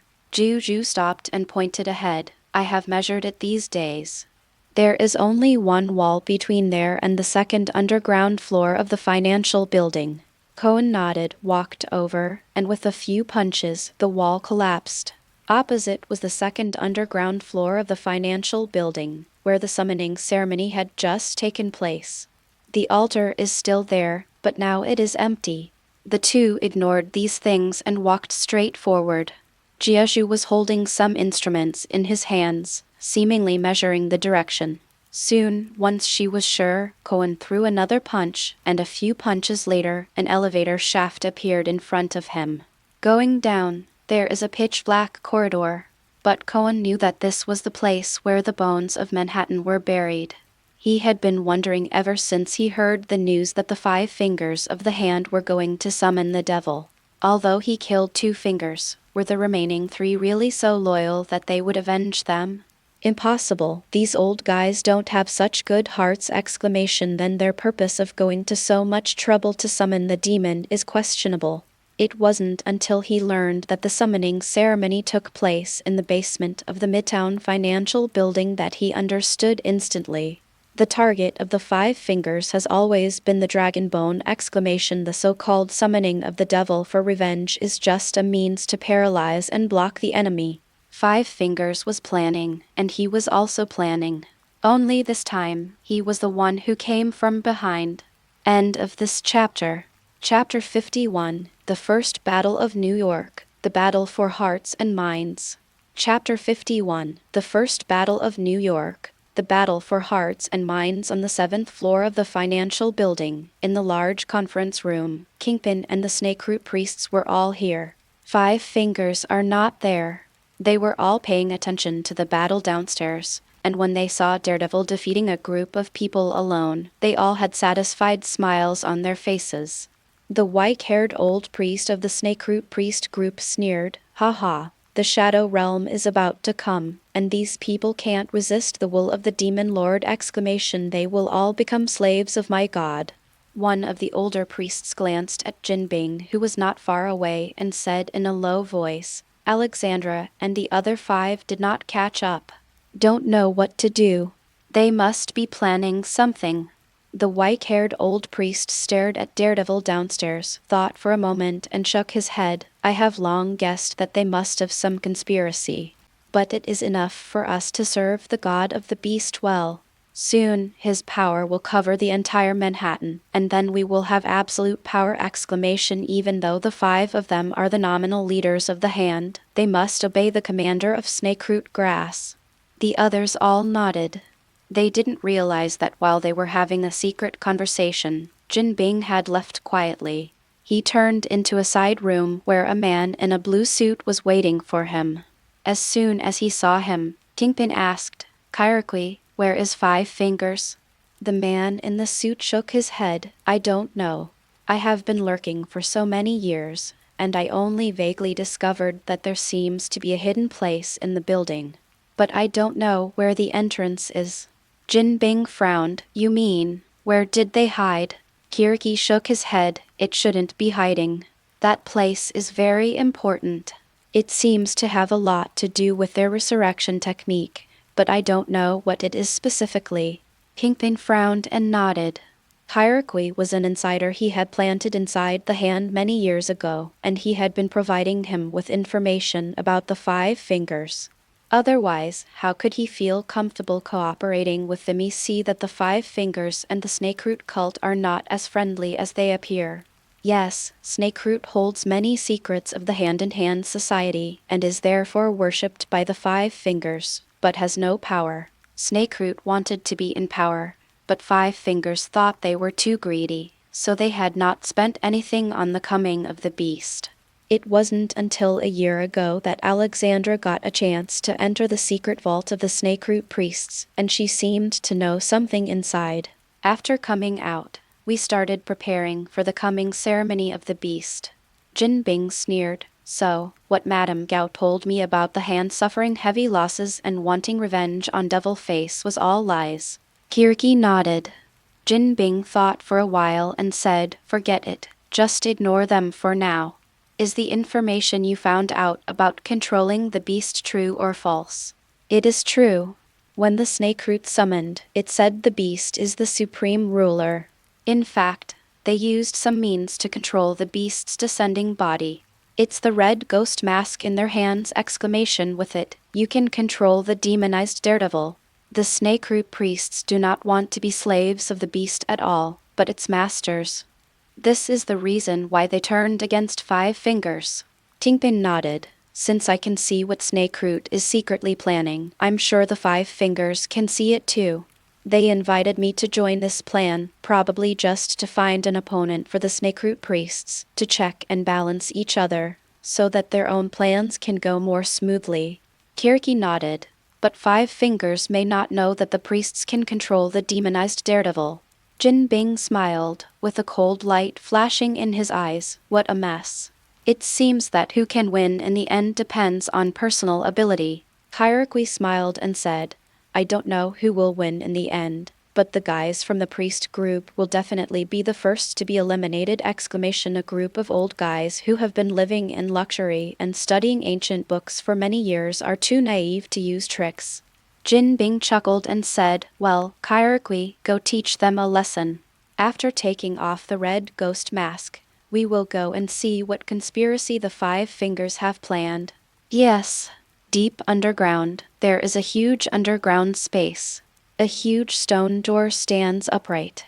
Five Fingers stood in front of the stone gate. Behind them, there was Erica, who bowed her head respectfully. At this moment, the stone gate was turbulent, and a golden force and a black force were fighting. The Five Fingers stared intently, and from their wide eyes, clenched hands, and stiff bodies, it could be seen that they were quite nervous. Will it succeed? Yes. The beast's power is extremely corrosive. It will definitely be able to open this stone door. The seal of the first Iron Fist is too strong. We have tried every possible way in the past few years but have not been able to break it. The power of the beast god is our only hope. What if it still doesn't work? This plan is so massive, we could be exposed at any time. Why are you panicking? Haven't we already dug a new evacuation route? If the elevator shaft is discovered, blow it up. It should be abandoned anyway. Stop fighting. Alexandra waved her hand to silence them. If the power of the beast cannot open this door, we can only evacuate here temporarily and wait for the contemporary Iron Fist to come down the mountain. But I want to remind you that there are not many dragon bones brought out from Kunlun. Plus, if we revive Murakami and Soanda, the five of us may not be able to hold on until then." Hearing this, Murakami and Soanda looked embarrassed. "You can't blame us for this. We didn't expect that demon face to be so powerful. And that loser Kingpin. 2 traitors sneaked into a team of 9 people. How useless." As the two of them argued, the confrontation on the stone gate began to change. The black demonic energy suppressed the golden energy. Soon, with a crack appeared and the stone door opened. "Great. There's a whole dragon skeleton in here. It's enough for us to live for thousands of years." 5 people stepped forward and blasted open the stone door in a few strokes. A huge dragon bone appeared in front of everyone. Just then, a dull sound suddenly came from the elevator shaft behind them. Then, the elevator door was blown away by a punch and two figures, a man and a woman, walked out. Cohen, seeing the scene, he smiled and said, "Hello everyone, it turns out you are all hiding here. Hey Tilda, isn't this Murakami-kun and so understand what? It's hard to survive in hell, so you go back to the human world. Why don't you run away? If you meet me, won't you be sent back again?" He looked past them and said, "This must be the legendary dragon bone, Mashiro. Who are you?" Cohen was not wearing a mask, so they did not recognize him at first. An arc of electricity appeared at Cohen's fingertips, and they suddenly realized what was going on. They were shocked and said, "Iron Man, you are still alive. How did you find this place?" Cohen glanced at Alexandra, who was asking the question. "Haha, of course my lovely 9 spiders told me." Only then did Mrs. Gao notice the figure that had been half hidden behind him. He immediately shouted angrily, "Juju, how dare you betray me?" Cohen's face turned cold. "Old witch, if you dare to talk to my 9 spiders like this again, I will pull out your tongue." "Asshole." Alexandra looked grim. "How could you escape the pursuit of the black wolf spider?" "It's just a black wolf spider, not a small spider. Don't expect him to come in and save you. I've already killed him." Coincidentally, a prompt sounded from the system at this time. "The black wolf spider is dead and he gets a 5-star gold level package." Before he could take a closer look, Madame Gao shouted, "Erica, kill them." End of this chapter. Chapter 52, The First Battle of New York, Dragon Marrow and Dragon Breath. Chapter 52, The First Battle of New York, Dragon Marrow and Dragon Breath. As soon as the words fell, the slender female killer who had been standing silently behind them suddenly jumped out like an agile cheetah! Exclamation. The sharp steel fork in her hand went straight for Cohen's throat! Exclamation. It's a pity that the current Cohen is no longer the Cohen she besieged in the underground parking lot that day. When the steel fork stabbed in front of him, he grabbed it with extremely fast speed. A huge force was transmitted along the steel fork to Erica, and her body was thrown forward. Then, Cohen slapped her on the back of the head, and the silver-level female assassin fell into coma instantly. He turned back to look at Juju. "Do you know the hands brainwashing control technique?" Juju nodded. "I know very good." Cohen threw Erica to her. "From now on, she will be your subordinate. The two of you help me control the hand." "Yes, Baga, don't you think too little of us?" Murakami took a step forward and spoke in English with a hint of everyday life. Cohen glanced at him and said, "I've killed you once. What else do you think is worthy of my attention?" Ahaha! Murakami suddenly burst into laughter, with a hint of joy on his face. "If it were in the outside world, I might not be your opponent!" Exclamation. "But now, there is a whole dragon bone here." As he spoke, he walked to the dragon bone and stretched out his hand. "I have been studying martial arts in Kunlun for 30 years, not only learning martial arts. I also learned how to control the dragon's energy!" Exclamation. "In this world, no one is more familiar with it than us, except for every generation of Iron Fist. These dragon bones contain such a huge amount of dragon energy. Even if I can only control 1% of it, it is enough to kill you." As he exerted his power with a flushed face, a ball of golden dragon energy emerged from the dragon bone and slowly floated towards Murakami as if being pulled. But this process seemed very difficult, and a few drops of sweat appeared on his forehead. Cohen yawned out of boredom. "Hey, when you say controlling the dragon's energy, is it like me?" As soon as he finished speaking, he stretched out his hand, and his entire arm instantly turned bright red, like a piece of shiny hot iron. And the dragon energy that Murakami had tried so hard to seduce, like a stream returning to the sea, rushed directly to Cohen and instantly merged into his body. The 5 members of the Shu Society all opened their mouths wide in astonishment. "How is this possible? He is the modern Iron Fist." "Impossible. The modern Iron Fist is still on the mountain." "Wild Iron Fist." Alexandra's worldview collapsed. "Who are you?" "The Punisher, Devil Face, Iron Man, Thor, whatever you want to call me. I will have many more names in the future." But now, are you ready to die? Five Fingers looked unhappy. You looked at me and I looked at you. Dragon bones are their lifelong pursuit. They have been searching for 100 years and planning for 10 years. How could they give up? Murakami showed a fierce look. Everyone, let's join forces to absorb the dragon energy and fight to the death. Even if he is the modern Iron Fist, he may not be able to defeat us. The five of them looked at each other tacitly, then stepped back and instantly exerted their power. It is true that unity is strength. The rich dragon energy instantly separated from the dragon bones, even illuminating the entire cave. They probably hadn't seen so much dragon energy in years, and their eyes were filled with fanaticism and excitement. So strong, so strong. Ha ha, with this power, we can even return to Kunlun. Shu Lao is dead, and the Jade Emperor is no match for us. I feel younger, and I can lift my dragon head stick again. Cohen rolled his eyes. Crazy. He stretched out his hand and the dragon energy flew towards him again. No, what did you do? Spit it out, spit it out. Go on, kill him. Among the five people, four of them rushed over.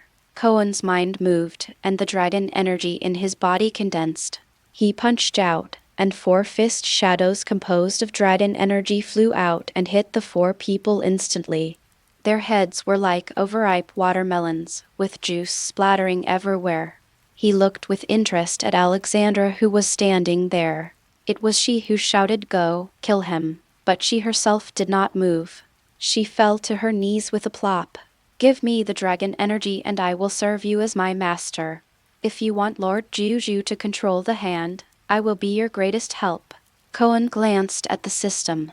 He had just received a silver-level gift package. Silver-level prey, 0/7. Killing her will leave us a lot of room for the next gift pack, so we can keep her. It is indeed difficult for Juju and Erica, a professional and a killer, to control the hand. But if you want dragon energy, no way! He waved at Juju, then looked at Alexandra. Don't you just want to live forever? Don't bother, I'll help you. The next second, the 9 spiders bit her neck. Alexandra knew what to do and didn't resist. Going around them, Cohen came to the huge dragon skeleton remains. Just by getting closer, he felt an ancient and vast aura coming towards him. The dragon energy in the body is already eager to try. Previously, he obtained an ability upgrade card, and he upgraded his electricity control ability without hesitation because he planned to take a gamble.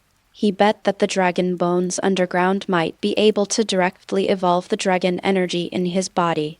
Now it seems that he won the bet! His fingers touched the dragon bone and he was about to absorb the dragon's energy when he suddenly received a system prompt. The system has detected residual dragon marrow. Do you want to use the bloodline fusion card to fuse it? Cohen frowned. Remaining dragon marrow? Blood fusion, of course.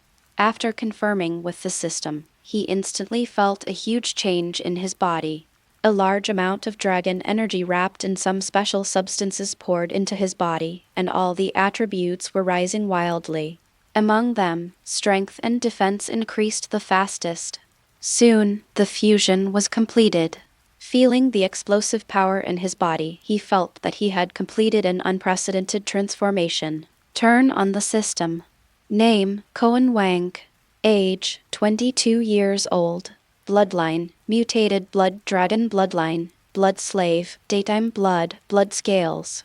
Status, normal. Power, 323 speed, 162 defense, 284 constitution, 203 spirit, 159 skills, combat master, pistol master, submachine/assault rifle master, trap master, swimming master, basketball master. Abilities: night vision, compound eyes, dragon energy, explosive energy, infrared vision, thunder control. Items, none. Instance, unlocked.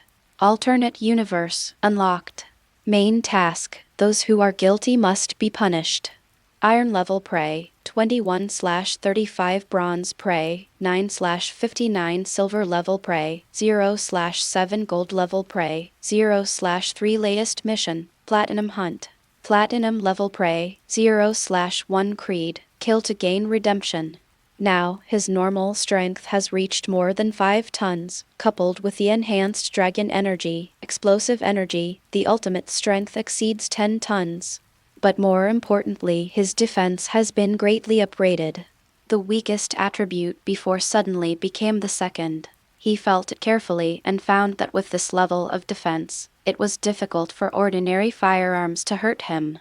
Unless it is close-range shooting with a large-caliber sniper rifle or some anti-material firearms. And even if he was injured, his physical fitness of more than 200 points would allow him to recover in minutes! Except for speed and mental weakness, everything else is perfect. Judging from his physical fitness alone, he can be called a mini-Hulk. But this is not the end. Just now, he killed hundreds of red-clothed ninjas twice in a row and obtained 6 bronze gift packs. A 100-kill streak achievement. The first 5-star gold gift package and the silver gift package just obtained. This time, he was really going to be filled with a rich harvest. End of this chapter. Chapter 53. The First Battle of New York. Crazy Manhattan. Chapter 53. The First Battle of New York. Crazy Manhattan opened the bronze gift bag. Congratulations on receiving the reward, Wilderness Survival Mastery, free attribute value, 14 points. 100 kills in a row also grants 100 attribute points. Open the silver gift bag. Congratulations on receiving the reward, Breath Containment Technique. The breath-concealing technique can conceal his heartbeat, body temperature and other auras to a certain extent, making him more difficult to detect! Not bad. It would be even better if it could be upgraded to a spider sense that could dodge spiderlings. The last grand prize is a gold-level gift package. Congratulations on receiving the reward, Soul Defense. Well, I can face another old bald guy. Although it is not an ability that directly enhances combat power, it is very useful in the weird and complex world of Marvel. Just as I was thinking about how to add the remaining 114 attribute points, I suddenly felt a vibration behind me. Alexandra said quickly, the power in the dragon bones will be absorbed, and the surrounding geological structure will undergo earth-shaking changes. Manhattan, there is a high probability of a major earthquake. Cohen was slightly stunned. Let's go. Far away from the Midtown Financial Building, there is a tall building from which you can barely see the square where Daredevil fought the Avengers. Nick Fury set up his temporary headquarters here. In the current battle in the square, Daredevil has the absolute upper hand. He was wrapped in a layer of black air. In addition to being stronger and faster, his night-Devil radar capability was also enhanced. Not only does he seem at ease in the battles with Black Widow and others, he is often able to anticipate the enemy's moves. Even bullets fired by snipers from a distance can be easily dodged. It was thanks to the restraint of these snipers that the Black Widow and her gang were able to fight him until now. Nick Fury contacted the state government, and the National Guard was heading here with tanks and artillery. He also ordered the mobilization of some high-tech weapons that were not intended to be exposed before, and they will arrive soon. Therefore, he could sit in his seat somewhat calmly and drink a cup of coffee to calm his nerves. But looking at Wade being knocked away again on the monitor, he frowned. Why does he always feel that this demonized Daredevil is much weaker than he expected? Or is he hiding some trick? Shook his head. Even though this question was very important, he had now put all his strength into defeating Daredevil, and the truth would eventually come to light. He was concentrating on the battle in the square, so he didn't pay attention when a tiny ripple appeared on the coffee on the table. But soon, he noticed it. The screen in front of him suddenly shook, and his body seemed to be pushed. Oh, with a serious expression, he turned to look at Agent Hill next to him. Did you feel it? A trace of disbelief appeared on Hill's face. Is it an earthquake? After confirming the answer, Nick Fury immediately yelled, why did an earthquake happen in New York at this time? Is it a small one or a big one? Hill immediately said, I will contact the U.S. Geological Survey. Right away the shaking became stronger and stronger, and everyone could feel that the building was shaking. But the Geological Survey Bureau replied that everything was normal. Nick Fury just wanted to curse in their faces. I'm shocked right now, and you say everything is normal trash, worm exclamation. He could only order all personnel in the command center to evacuate the building. But the most crucial thing is the battle in the square, where long-range snipers have been affected. The National Guard and the weapons he mobilized would most likely not be able to reach the scene exclamation fake. At this moment, Hill reported to him something even worse with a serious expression. Chief, several completely unrelated internal conflicts suddenly broke out between the agents and police officers of the first and second lines of defense. Nick Fury suddenly realized that this might be what he had been worried about exclamation. He took a deep breath. What's going on? Hilton paused. We have just noticed that more than a dozen similar conflicts have occurred in the surrounding blocks exclamation. It was as if an invisible magical force was slowly spreading around exclamation according to observation. May, Ward, Rumlow, and others in the Avengers team. She suddenly stopped, put her hand on the communication headset on her ear, and her face suddenly became ugly. What's wrong?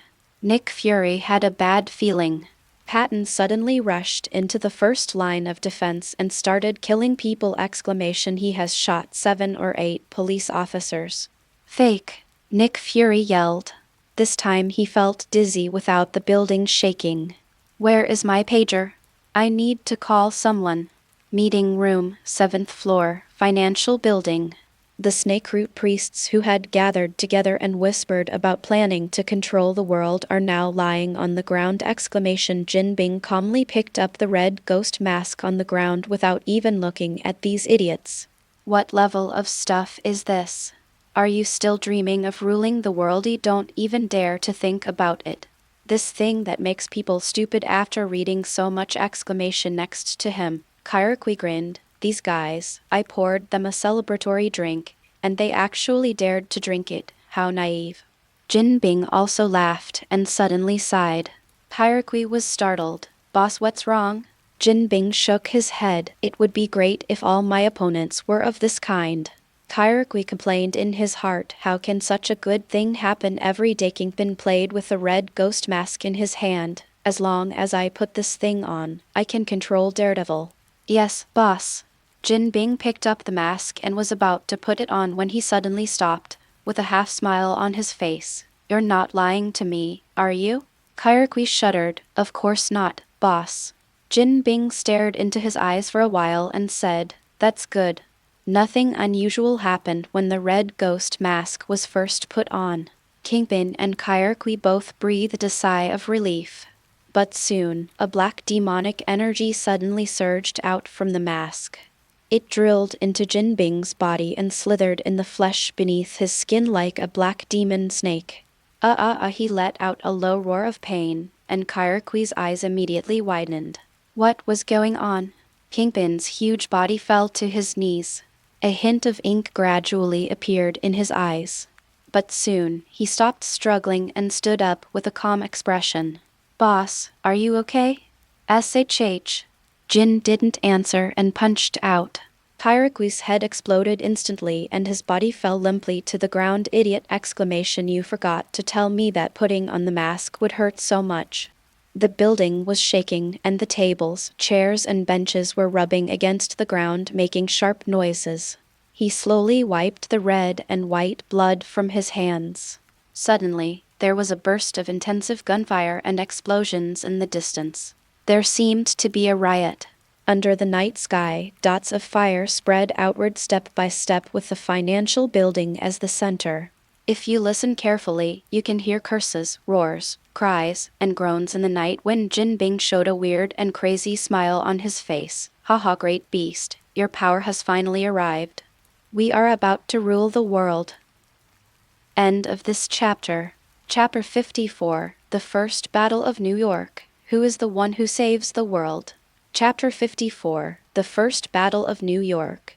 Who is the one who saves the world? Cohen brought Juju and his men back from the Dragon Bone Cave to the second underground floor of the financial building. He immediately heard a shout, and David poked his head out of the hole leading to the sewer. Boss, you finally made it up. Why are you here? David saw the 3 women behind him and subconsciously covered his chest with his hands. The shaking is getting stronger and stronger. If you don't come up, I'm going to run for my life. How's the battle going up there? David shook his head repeatedly. It's over. More than half of your Avengers team has been wiped out. Cohen was slightly surprised. What, so fast? Didn't Hawkeye Barton join the war?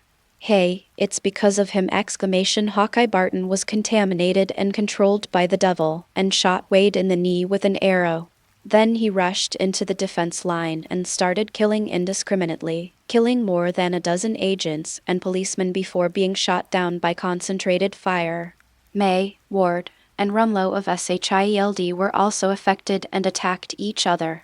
Upon seeing this, Wade detonated a bunch of grenades, knocking them all unconscious and sending himself flying more than 10 meters away. Now only Blade and Black Widow are left. Cohen was slightly stunned. Beasts also have the ability to pollute minds. Although Patton is the mascot of team battles, his mental attributes are indeed not high. I thought I was safe with you! But Wade, is he so brave? It doesn't fit the character. Is Wade okay? David rolled his eyes. He's already in the late stages of cancer, got shot in the knee by an arrow, got kicked twice by Daredevil, and got blown up. It's not optimistic. Even if he wasn't dead, he would have been contaminated by the devil by now. I feel like there's no value in saving it. Fake, Cohen cursed. If anything happens to Wade, I will help him get revenge on Nick Fury. It seems like it was Daredevil who beat him. The one who shot him was a SHIELD agent, the one who caused the internal conflict was also a SHIELD agent, and the one who failed to protect him was also SHIELD. Nick Fury has an unshirkable responsibility. David, makes sense. At this moment, there was another violent shaking, and dust and stone chips fell from the ceiling. David turned pale and waved his hand quickly. Boss, retreat quickly, or we will be buried underground later. Go down the drain. It's easily contaminated. Hundreds of thousands of people in more than a dozen streets around were affected and were in a very violent mood. The neighborhood closest to here has begun to show symptoms of cannibalism. This is hell on earth. Cohen waved to the 9 spiders. You and David retreat from the sewer together. What about you? Cohen shook his head and sighed. Of course, it is to fulfill the responsibility given to me by God and save the world. David opened his eyes wide and said, Boss, that's the devil. Are you serious? In the square, the demonized Daredevil treated Blade and Black Widow like they were playing with mice. Blade was covered in blood, and even with his half-vampire physique, he could not hold on any longer. His consciousness was blurred, and he was only supported by the breath in his chest. Natasha was even worse, but her eyes were exceptionally clear, as if they were not tainted by the devil. As a Red House agent who fought her way out of the Arctic ice, her will has long been tempered. But power is not transferred by the strength of will. There was a strong tremor, and the glass of the financial building shattered one after another, with fragments filling the sky like a glass rain. Natasha was half kneeling on the ground, holding a tactical knife in her hand. Even though it was a product of SHIELD high technology, it was now full of dents. Even at that moment of exhaustion, her mind was exceptionally clear, and all of a sudden, everything around her seemed to slow down. The blood that was about to drip slowly gathered on the chin. The blade was knocked away again, and the eyes slowly dimmed, and the sound of my heart beating in my chest. Perhaps it was her will that affected her body, and the exhausted strength returned, and her 2 round and well-proportioned thighs suddenly exploded.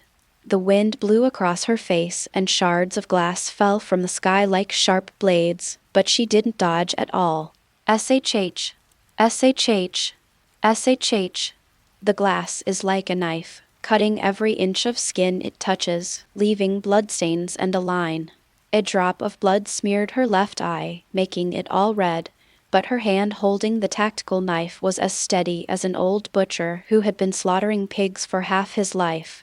PFFT. Perhaps it was the magnificent sight of the glass fragments reflecting the bright red firelight that Daredevil was unable to dodge. The American Ontario Mk3 Navy knife pierced his throat directly! Natasha did not stop. and continued to rush forward to Daredevil's left side, her hand tightly gripping the hilt of the knife. And like a neon samurai performing the seppuku ritual, she swung it to the left. Exclamation! In an instant, half of Daredevil's neck was cut. Natasha didn't stop and stabbed Daredevil in the back. Then, she lost her strength, her legs went limp, and she fell to her knees. "You did a great job, really." A faint voice sounded from behind her. Kingpin.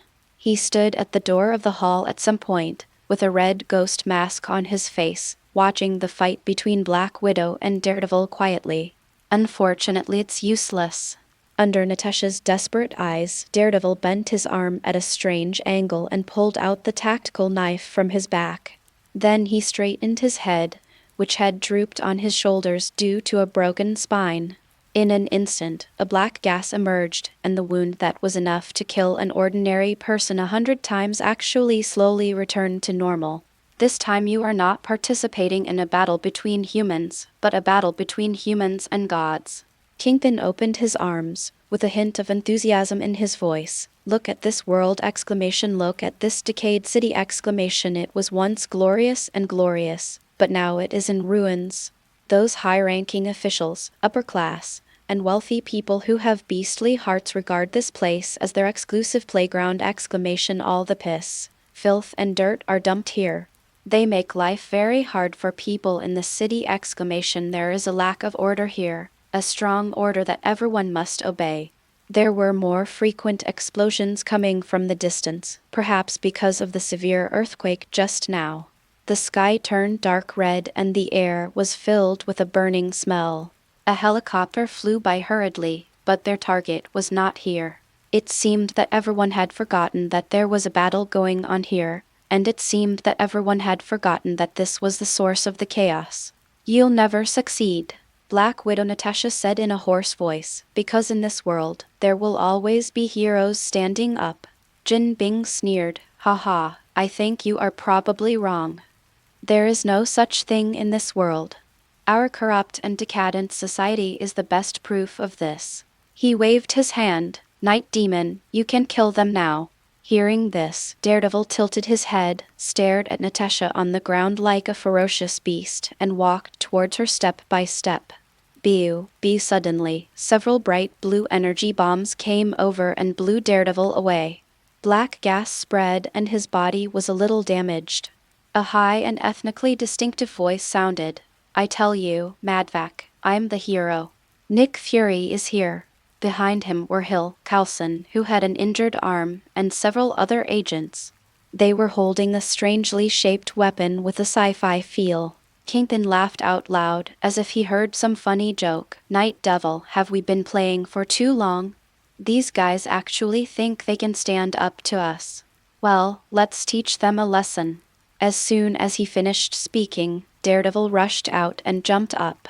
In midair, black demonic energy suddenly erupted, and he slammed down like a giant gorilla. The speed was so fast that Fury and his men didn't even have time to turn their guns. Oh boom! Nick Fury flies. He flew out like a piece of rag, covered in blood, and it was unknown whether he was alive or dead. Jin Bing laughed and said, "Now, who wants to stop me? Who can stop me? Come. I'm not afraid." A slightly awkward voice sounded. "Well, actually, I've been standing here and watching for quite a while.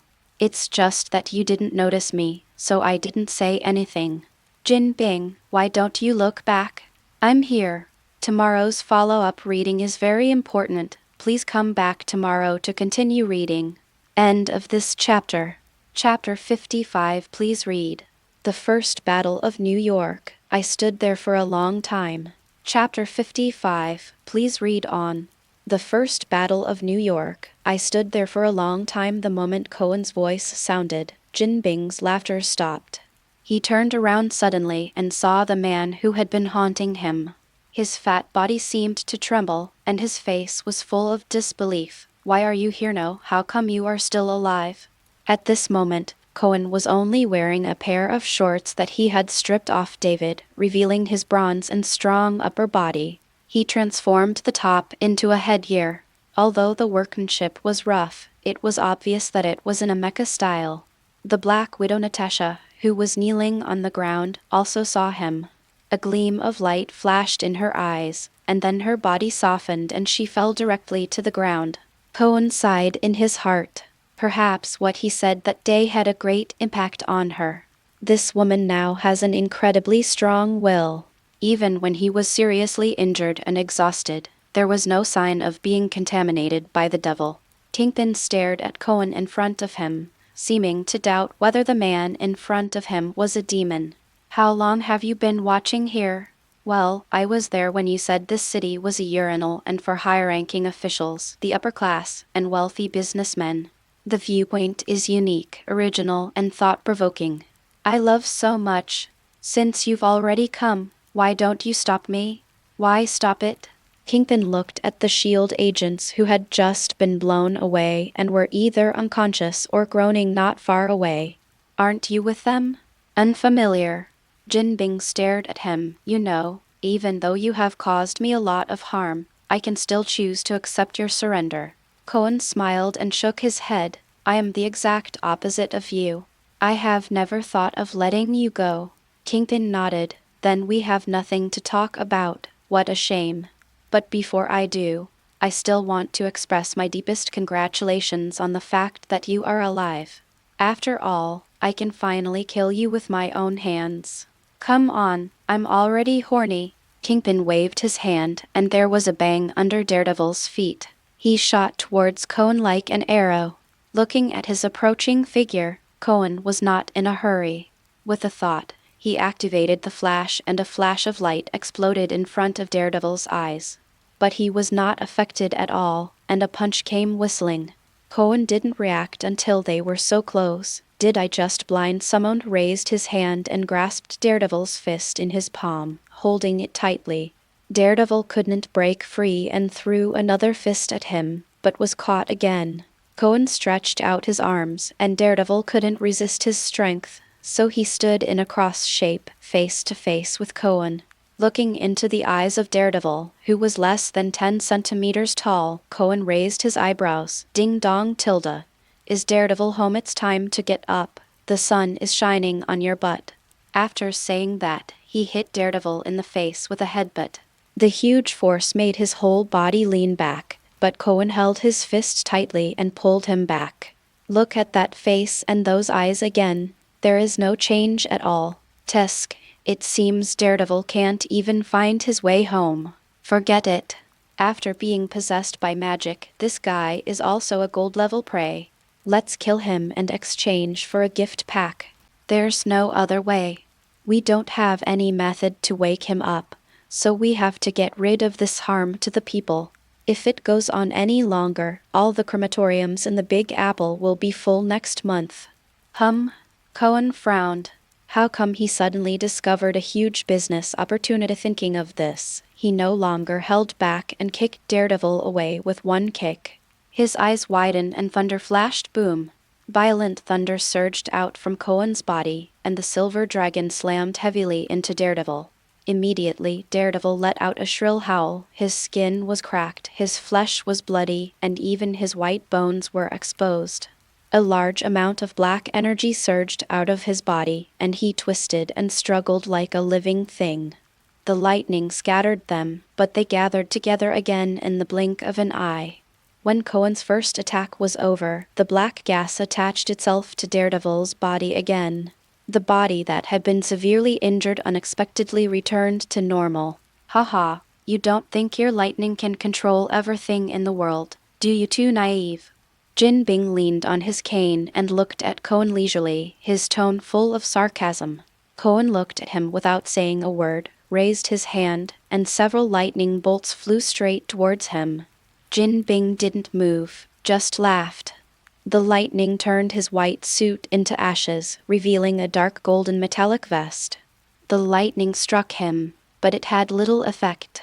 Jin Bing was very calm. I knew you had this trick a long time ago. Let me introduce it to you. Solemnly. Vibranium armor.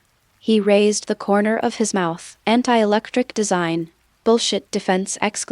Cohen had anticipated this scene. When he arrived at the scene, he found that not only Daredevil had become a gold-level prey, but Kingpin had also been upgraded from silver level to gold level. A force with the same origin as the black energy was surging in his body! There must be some changes that he is not aware of. When fighting against Daredevil, he also has to be careful with a fat man standing beside him with a smile on his face. It's a tough situation. If both of them were gold-level opponents like Black Wolf Spider, he would not be afraid at all. But it is obvious that even among prey of the same level, there is a huge difference in strength. Daredevil attacked, but he wasn't too threatening. But what gave Cohen a headache was that he was like an indestructible. He was wrapped in black energy, his injuries recovered, and then he kept pestering Cohen. This is probably how Wolverine's enemies feel when they face him. We can't keep wasting time like this. We can hold on, but I don't know if the people of New York can. Could it be that not only are New York's crematoriums going to be full, but they'll also have to build several mass graves to fill the space? In fact, he vaguely remembered a method on how to deal with the power of the beast, and that was the dragon's energy. It is said that dragon energy has two completely different properties. In addition to being able to be used for destruction and killing, it also has a side that is full of vitality and green. It can be used to heal wounds, and can also be used to deal with certain magical powers. However, Cohen has obtained the dragon energy for such a long time, but he has never felt any vital side in it. His dragon energy is basically an ability amplifier, specifically used for fighting. As he was thinking, he suddenly remembered that there were still 114 unassigned attribute values in the system. Let me take a gamble! The next moment, he communicated with the system and added all attribute values to the spiritual attribute.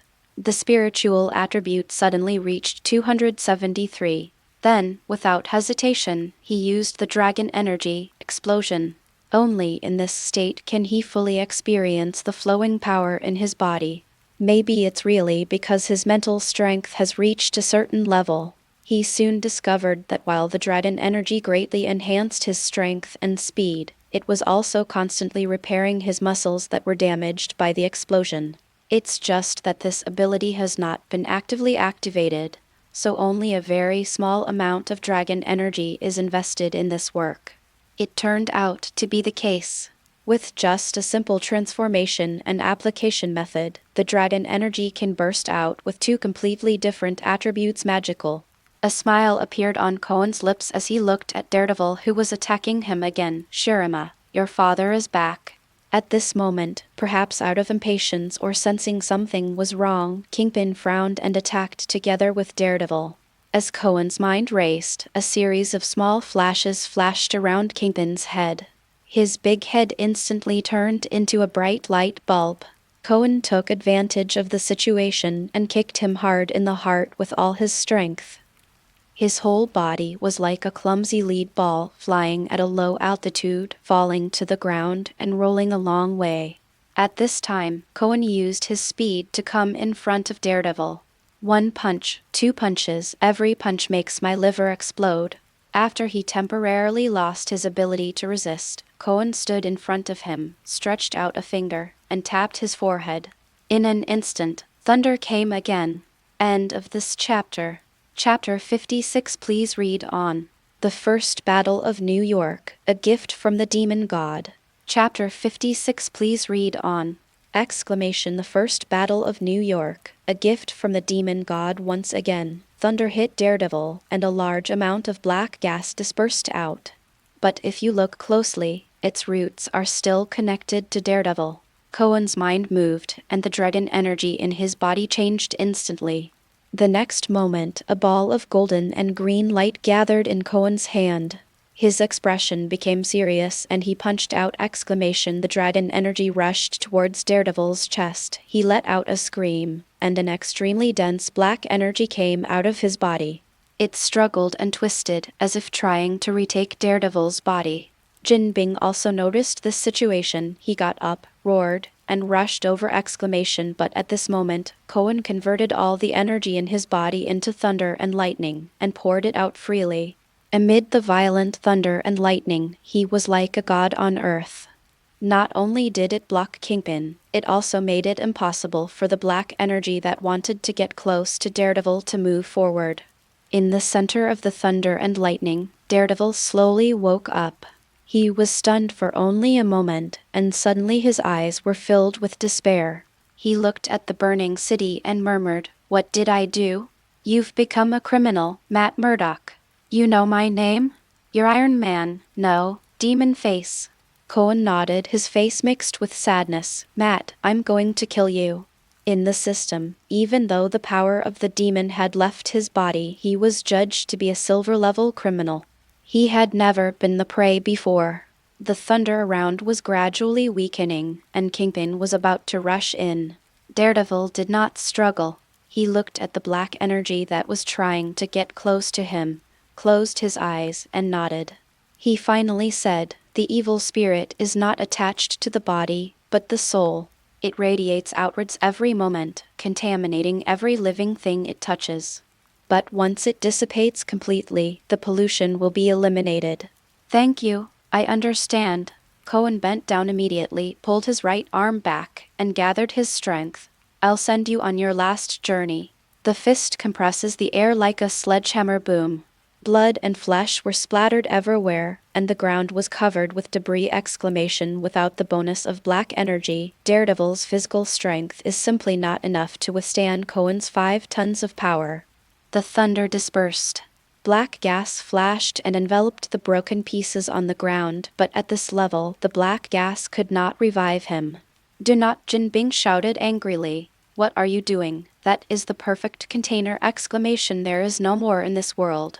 Kingpin rushed over and wanted to attack Cohen, but the next second, something strange happened. The black gas surrounding the Daredevil fragments suddenly flashed and actually went straight into Kingpin's body.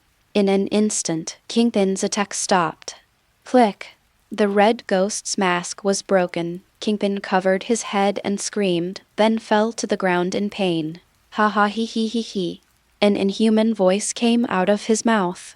He slowly stood up, his eyes turned pitch black, and black air seemed to be coming out of them. "Those old guys actually dared to seal my consciousness. It's too easy for them to die!"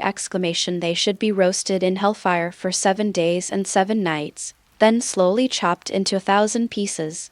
After saying that, it stared at Cohen with its dark eyes without a trace of white, and made a tut-tut sound. Tut-tut, such perfect chest muscles, tight thighs, and such majestic male features. Those old fools! They didn't realize that your body is the best container in the world. Looking at the Kingpin with a greedy look on his face, Cohen glanced at the system. "Platinum level prey!" Is this the complete version of the beast that has arrived? So after fighting for such a long time and even sacrificing a Daredevil, we are back to square one? Isn't Daredevil base? The beast pounced on him, and Cohen took the punch. The two men fought, and the wind was raging and dust was rising. The beast at this moment is indeed very powerful, much stronger than Daredevil just now. But perhaps due to the limitations of his physical body, his strength is even slightly inferior to Cohen's. But he still had a headache. It was very difficult to expel the complete version of the beast from Kingpin's body. Even if one's dragon energy is at its peak, he may not be able to do it. "God, you're not going to let me save New York, are you?" One thing ends after another. Are the lives of the people of New York playing seesaw with you? He turned his head and looked at the high-voltage cable he had pulled out earlier. As the earthquake occurred, the power supply had been cut off long ago. Or, find a power plant and kill him with lightning. Worth a try! Cohen gritted his teeth, steeled his heart, and glared, no longer hiding his strength, and all the remaining dragon energy exploded. Double the power! Boom. A big hole was punched in the beast's body, and before he could recover, Cohen kicked him in the knee. Crack! Broken left leg. Crack! Broken right leg. Just as Cohen was about to pick it up by the collar, he suddenly sensed something. In the air, there were wisps of black gas floating over from afar. The beast that collapsed to the ground laughed. "If it wasn't for crossing that magic circle, how could I be so weak? I don't need the bodies of ants like you." But you don't think that's all I'm capable of, do you? A large mass of black gas surged out from Jin Bing's body and merged with the black gas floating around, forming a hideous head with a single horn. Become my perfect body, and I will lead you to conquer the world. Cohen looked at the huge, strange black head in front of him. There was no fear in his eyes, but rather interest. It looks like you have never seen the world.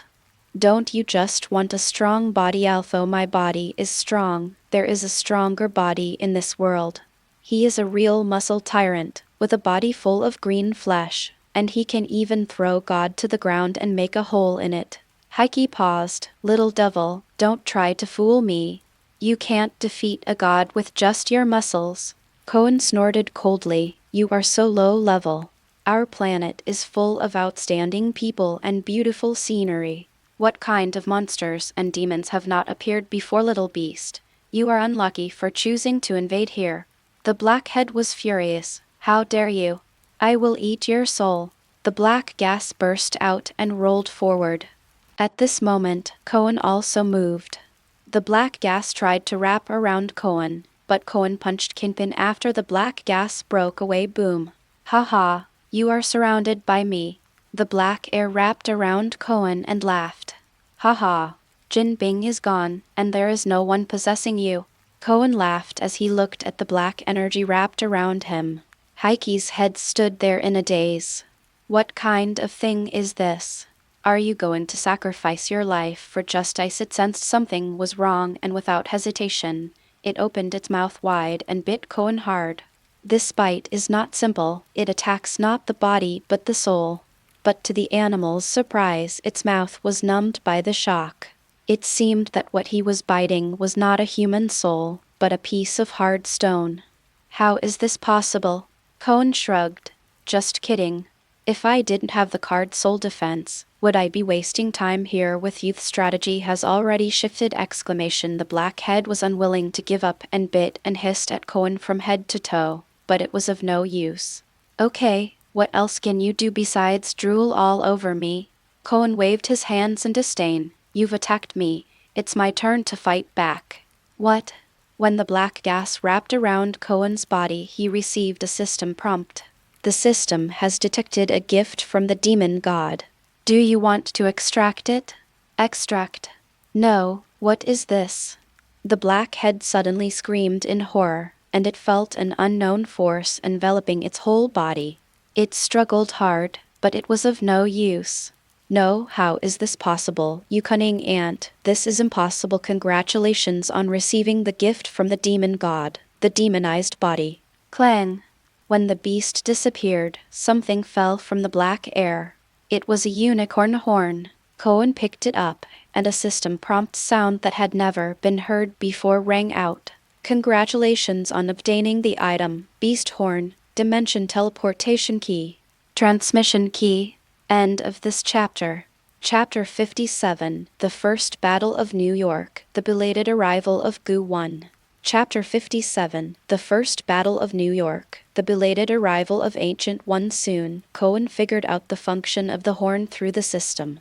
Teleport! According to his speculation, although the beast came to Earth through the summoning ceremony of the hand, it also had a trick up its sleeve and created this teleporter. However, since the Earth is protected by a magic formation, this beast horn cannot be directly transmitted from the beast dimension to the Earth, but must be transferred through the Hell dimension. The Hell dimension is more closely connected to the Earth, and can use some special methods to escape the supervision of the sanctuary. The system easily cracked the method of using this animal horn. In addition, Cohen had just received the gift of demonized body from the demon god, which meant that he could completely rely on the magic power of the demonized body to drive this beast horn. He can go to Hell or the beast dimension. However, you can go to Hell, but if you go to the beast dimension, you will probably be beaten to death by the beast's true form. But just because people can't go there doesn't mean certain things can't go there. If it's possible. Little girl, the little girl who sells nuclear bombs, where are you? Your business is about to open, so you don't have to miss your grandma anymore. Just as his heart was pounding, a flash of fire suddenly appeared in front of him, spinning, turning into a circle, and opening. A bald woman in yellow stepped forward. Cohen's face changed slightly. He grasped the animal's horn with his right hand and put it behind his back. With a thought, black scales grew on his hand, his muscles swelled, and claws grew, transforming into a devil's claw. The animal's horns also glowed faintly. His expression remained unchanged as he looked at Master Guyi, saying indifferently, "Master Guyi seems to have neglected his duty. Why are you here so late?" Hearing this, Guyi stared at him for a while, then shook his head. "Don't be so nervous. I won't do anything to you." "How can I be nervous? I'm a hero who just saved New York. I've done a great deed." Guyi sighed. "A few months ago, a few creditors suddenly came to our door. But I had nothing and their interest rate was high, so I had no choice but to visit their homes and negotiate with them in a friendly manner. I didn't expect that I would be away for so long, and I have neglected some of the affairs here." Cohen's eyelids twitched when he heard this. "If you don't pay your debts, the creditor will block your door. Come and visit and negotiate in a friendly manner." It sounds a bit like a love enlightenment film on a certain island, but when it comes to this bald guy, it's completely different. The truth is probably that someone borrowed money against his will and refused to pay it back, so the creditor came to his house, beat him back home, and gave him a beating. Guyi certainly didn't know what Cohen was thinking. He looked around and said, "You helped me solve the problem. You did a pretty good job." She stretched out her hand and grabbed, and wisps of black gas floated over in the air, probably the remaining power of the beast. With one grip, the black air was annihilated. The crazy shouting and roaring in the distance gradually weakened. Then she glanced at the wary Cohen and said, "Don't worry, your fate is already intertwined with this world. I won't do anything to you, even if I'm not from this world. Destiny has its own course, and anyone who tries to change it will end up with bad results. When your vision transcends space, time, and even the universe itself, you will find that life and death, good and bad, existence and disappearance are all objective parts of this world. I don't need more hands, nor can I have more hands." Cohen didn't quite understand. "Then why are you still protecting this world?" "I'm used to it. I also want to let go, but the responsibility I took on requires a successor." Cohen's eyes lit up. Me, choose me. Am I not a 1 in a million genius? I want to be the supreme sorcerer." Guyi raised a smile and shook his head. "I told you, fate has already set its course and cannot be forced." Cohen shook his head regretfully, then rolled his eyes and said, "Come to think of it, I'm doing you a favor by destroying the beast. How about giving me a small gift?" Ancient One was surprised. "What do you want?"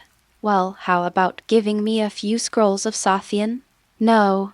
"A replica of the Book of Vishanti?" "No, guest." Cohen knew this answer would be the case, so the first two conditions were not his real goals. "Well, I want to learn your skills in borrowing money from creditors."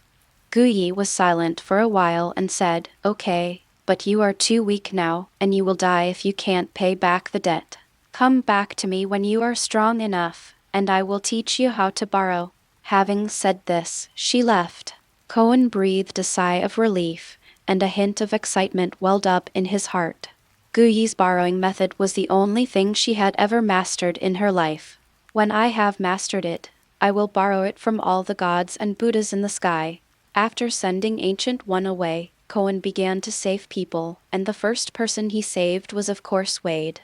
He was easy to recognize, with an arrow stuck in his knee. Fortunately, he was still alive.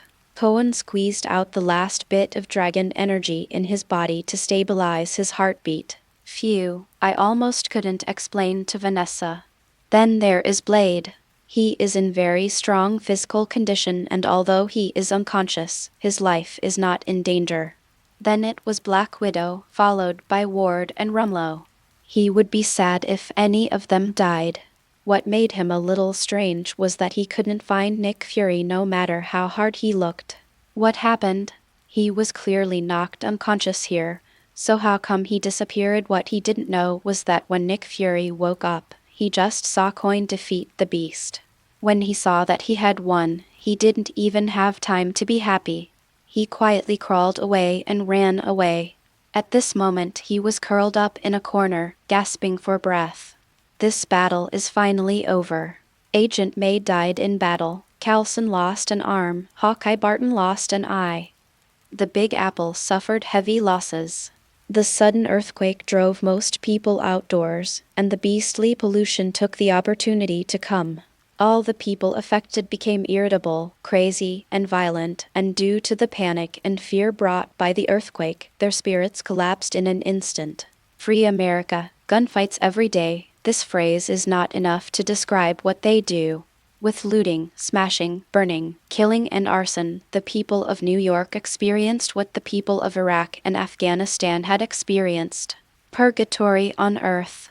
If nothing unexpected happens, the whole city will be in mourning after tomorrow.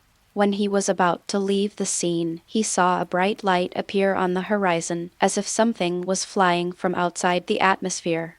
Humph, another latecomer. Go back and defeat the aliens. He is a cosmic version of the immortal of great love. He didn't help the Earth at all and spent all his time protecting the aliens. An hour later, on a heavily guarded luxury yacht at a small pier on Staten Island, Vanessa, Wesley, and their men waited for a long time. Finally, Wesley received a call, and after hanging up, he looked gloomy. "Madam, the boss probably won't be here." "Why? He already who did it? Iron Man, or Demon Face?" Vanessa closed her eyes and swayed. There was a commotion on the quarterdeck. Probably someone had heard the news and a quarrel had started. "Why would we go to Los Angeles when our boss is dead? Let's go back to our homes." "Asshole, you want to betray your boss? The boss is dead." Vanessa came over with Wesley. Everyone knew their status and stopped arguing, but everyone had a different expression on their face. Vanessa spoke softly to the bearded man who proposed to disband. "You were all Wilson's most loyal partners. He valued you very much. Why do you want to leave? If the boss could come back, I would certainly not leave, but he is dead. Who can lead us?" "Me," Vanessa said immediately. This answer surprised everyone. The bearded man chuckled. "You? Why?" With this, boom, with a gunshot, the bearded man was hit on the forehead by a bullet. He looked at the woman who fired the gun in front of him with disbelief and fell heavily to the deck. Vanessa held a small lady's pistol in her hand. "Now, does anyone want to leave?" Everyone swallowed. Wesley suppressed the shock in his heart and stepped forward quickly. "Everyone, the boss has already made plans and preparations in advance. Los Angeles is just our first stop.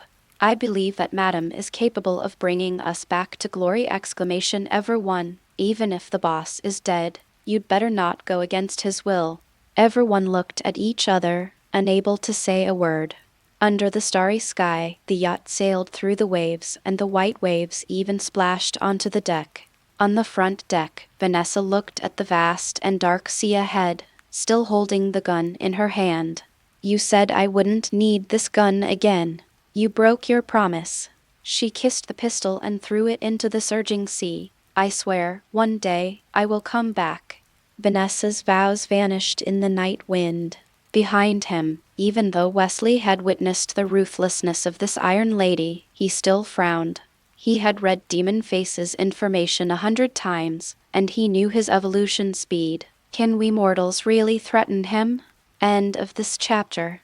Chapter 58 Target, Afghanistan. Chapter 58 Target, Afghanistan. Several days have passed since that night, and the atmosphere of sadness still hangs over the entire New York.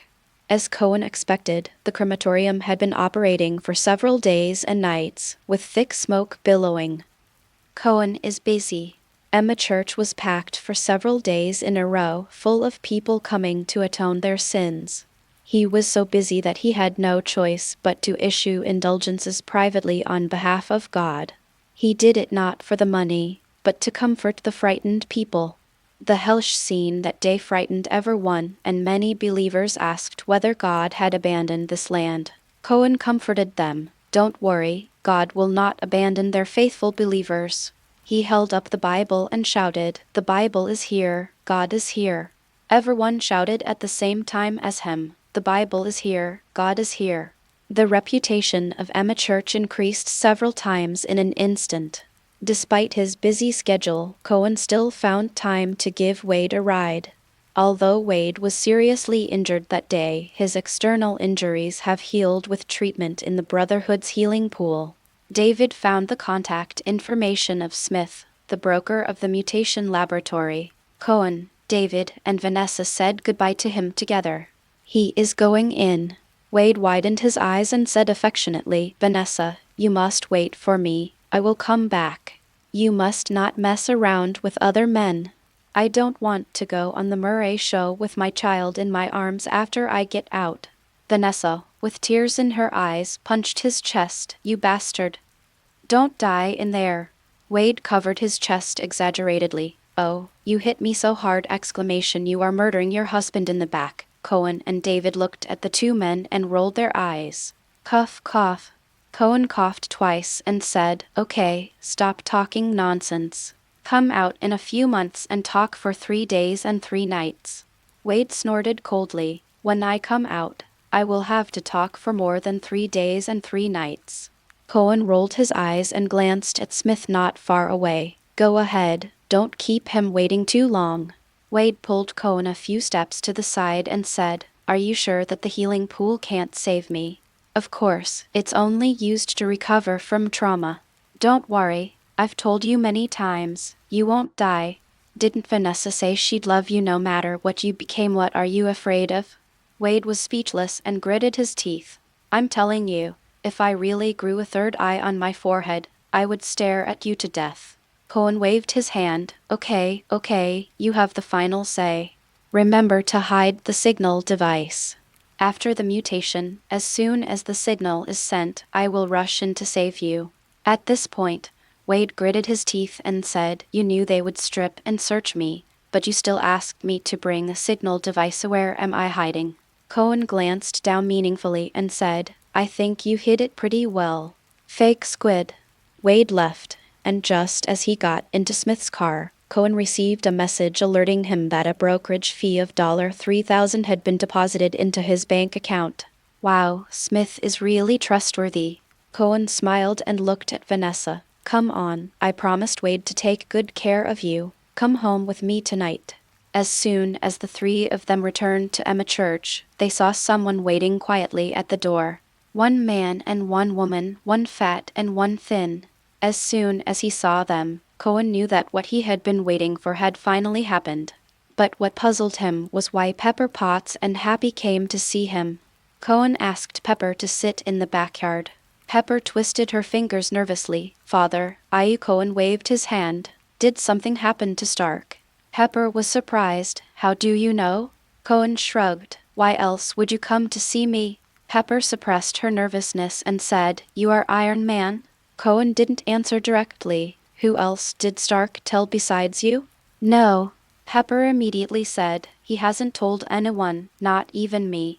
She paused and said, "Before he left, he suddenly found me and gave me an envelope, saying that if anything happened to him this time, I should open it. I just learned the news." Cohen nodded. It seemed that Stark was still very tight-lipped. "But, are you considering yourself as a backup so soon? And why did you come to see Mare? What does Stark want you to do?" Pepper suddenly had tears in her eyes. "Please, save him. Tell me what happened first." Pepper recounted the story, pretty much as he remembered it. Although this information is still top secret, it won't be long before it becomes known to the world. Cohen frowned. "I don't even know where he is. How can I save him?" Snapped. Pepper threw out a card. "Here's $50 million, just as a reward." Cohen's eyelids twitched. "This is not a matter of money. I really don't know how to find it." Snapped. Another card. "The total amount is $100 million. All you have to do is to carry out the mission with all your heart and soul. The result is up to God." Cohen. Tisk, I just feel sorry for you! Exclamation. After seeing off little Pepper, he began to get ready. In fact, even if it wasn't for the purpose of saving Stark, he was planning to go on a long trip recently to verify some of his conjectures. Things at home need to be arranged. Emma Church is managed by David, who is not suitable for field work, and Wade's girlfriend Vanessa. They sell indulgences and carry out daily activities, so there is no big problem. At the same time, David will continue to provide him with intelligence support. Fox and others continued to run the Brotherhood. Juju, Erica and Alexandra haven't taken much action recently. The Hand has suffered a major blow and the situation is very tense. Although Alexandra transferred assets overnight, she has only transferred tens of millions of dollars so far. This money, together with some of the Brotherhood's liquid funds, was invested by Cohen in the Stark Industries stock market. Cohen also founded a pharmaceutical company called Future, and as soon as the funds are injected, he will officially hire Dr. Karen, who studies vampire blood. When the time comes, we can study the formula of the Brotherhood's healing pool and launch a new medicine, which will surely become an instant hit. Recovering from a nearly fatal injury overnight, thighs will subvert human medical cognition. It can be predicted that a huge medical empire will rise from this. Before leaving, Cohen finally got the treasure he had been dreaming about: vibranium soft armor. It's the one that Kingpin is wearing. Vibranium is pulled into thin filaments and mixed with other high-tech threads for weaving. Although it cannot reach the protective power of a whole piece of hard vibranium steel plate, its protective power is far beyond that of the best heavy bulletproof vests on the market. Thanks to Kingpin's huge size, after the transformation, Cohen not only got a vibranium vest, but also a pair of vibranium shorts. Coupled with his own defensive attributes, he has nothing to fear even if he breaks into a battlefield filled with artillery fire. In addition to rescuing Stark and making money, you can also upgrade. Terrorists are definitely his target, and besides, by the way, are the US troops in Afghanistan guilty? End of this chapter. Chapter 59 Upgrade Paradise. Chapter 59 Upgrade Paradise. Dang. When in the empty and dark cave, Tony Stark, his face covered in dust, was hammering on a large block of iron.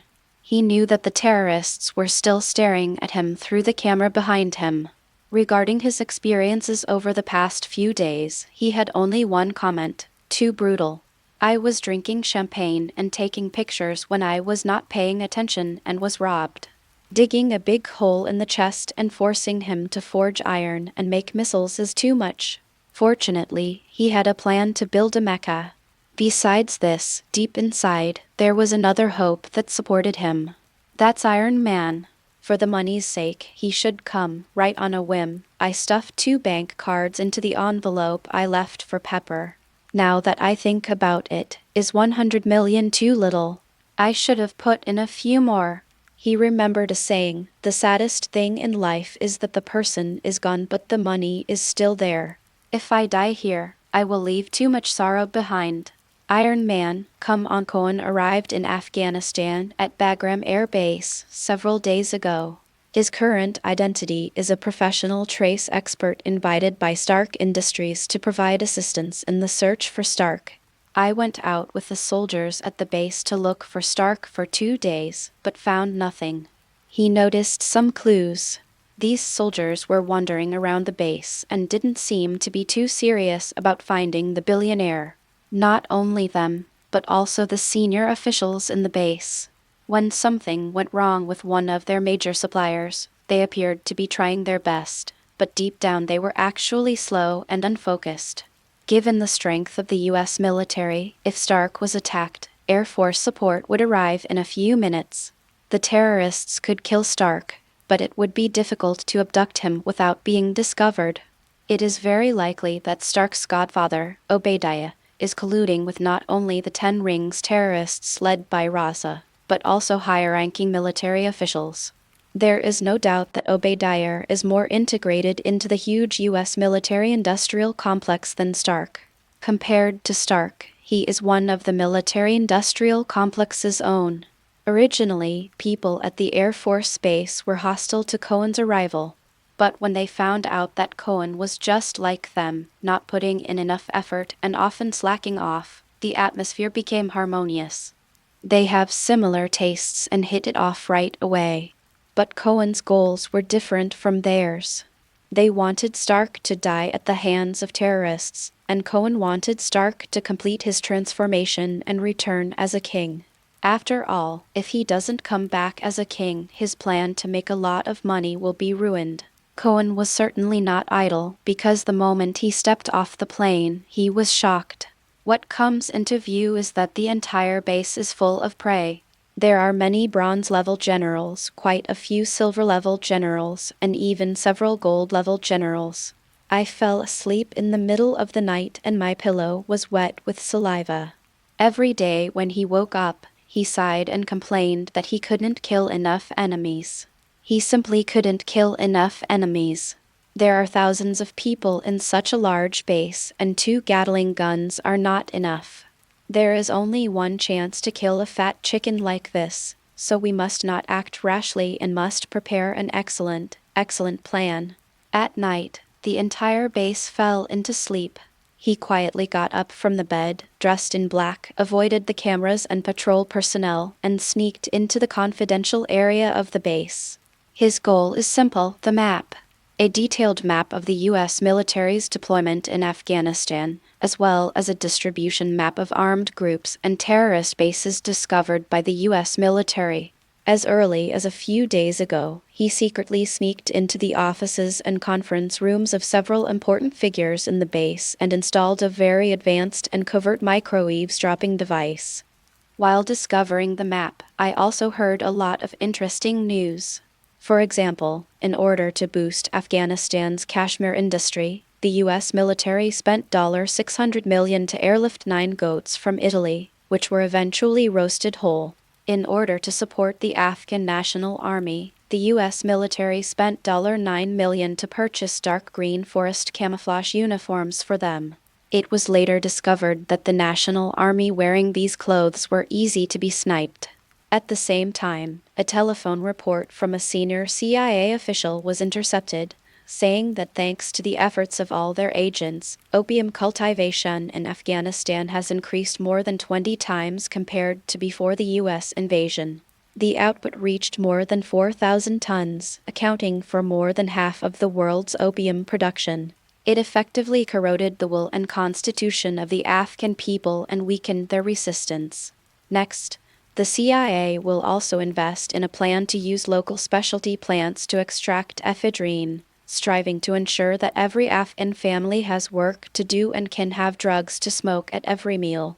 In addition, there are some news about the Red Wedding, the entertainment shooting team, and the justice from heaven that flattened the village. Killing, bombing, imprisonment, drug production, and trafficking, everything is included. What they did was worthy of their status as prey. Taking advantage of the dead of night, Cohen successfully found the defense map and intelligence map in the base commander's computer. He searched for a long time in the office of the colonel in charge of the armory, and finally found the confidential information that made his eyes light up. The next morning, Cohen suddenly changed his usual behavior and angrily accused the U.S. military of being slack in searching for Stark. After a big quarrel, they left the Baghlan Air Force Base directly. This did not attract much attention. After all, he was just a trace expert. 100 kilometers away from Bagram Air Base, a U.S. military checkpoint is located at a traffic choke point and an important transportation node, so there are more than a dozen U.S. soldiers stationed there. And a tank. It was late at night and the staff on duty were drowsy. This was a safe area and there had been no armed conflict for several months. Meow! A sharp cat howl pierced the night sky. Ryan, who was standing guard at the checkpoint, suddenly woke up. He looked at the private who was also dozing off next to him and kicked him. Damn it, Gan, don't sleep. The private opened his sleepy eyes, looked at him, then suddenly widened his eyes and trembled all over, as if he had seen a demon. Ryan cursed. What are you looking at? What the hell? The private pointed tremblingly behind him. Ghost, there is a ghost. Ryan sensed something was wrong and a chill ran down his back. He turned around tremblingly, but saw under the dim light a demon over 2 meters tall, covered with black and blue scales, with muscles like steel bars, claws like daggers, black eyes, and 2 eyes on his head, was looking at him with his head tilted! God, what kind of monster is this? Before he could think about it, the terrifying claws had already grabbed his head. Boom! The watermelon burst like a blast. Private Gan next to him wanted to walk, but his legs were out of control. He wanted to shout, but his throat was hoarse. The demon walked in, punched out, bang! He experienced the feeling of flying, just like that day when he ran under the sunset. Cohen moved his wrist. This was his first time experiencing the demonized body. The effect is okay. Although his physical fitness has not increased much compared to normal conditions, he can emit black energy. Black energy can corrupt people's hearts and trigger manic and violent emotions. It is also extremely corrosive and can corrode a large hole even in steel in a short period of time. The most important thing is that after transforming into a demon, all his human aura was concealed. In addition to providing him with a vest, when he goes to hell or the beast dimension in the future, at least he doesn't have to worry about being discovered immediately. The movement of him knocking Private Gan away seemed to attract attention, and there was movement in the barracks. He no longer hesitated and strode forward. End of this chapter. Chapter 60, Devil and #039's Legend, People are in panic. Chapter 60, Devil's Legend, People are in panic. In a moment, there were no survivors at the checkpoint. The M1A1 Abrams tank in the middle of the yard was of no use at all. Cohen threw a few grenades into the ammunition area and left in a flash. Then a huge explosion destroyed the entire camp. Same night, in an abandoned factory building on the edge of the city, CIA agents are making a deal with the good people of Afghanistan. The agents threw out several stacks of green banknotes, and the good people carried out a bag of square bricks. The two parties had a tacit understanding, and without much talk, the transaction was completed in just a few seconds. Just as they were about to leave, the temporarily lit light bulb was suddenly shattered by a flying stone.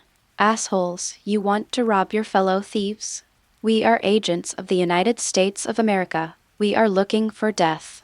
No, sir, we didn't mean to. Bang, bang, bang. There was chaos, howling, and begging for mercy. When the lights came on again, the leading agent spat at the body on the ground. Bah, you dare to play a black game with the Americans? Don't you think you are evil enough? Let's go.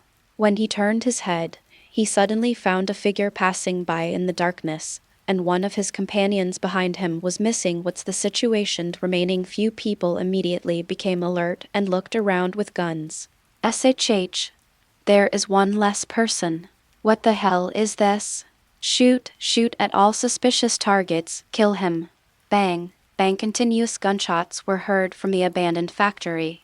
If someone could hear, if someone could distinguish, they would find that the gunshots from 6 people at the beginning turned into 5, 4, 3 unmanned.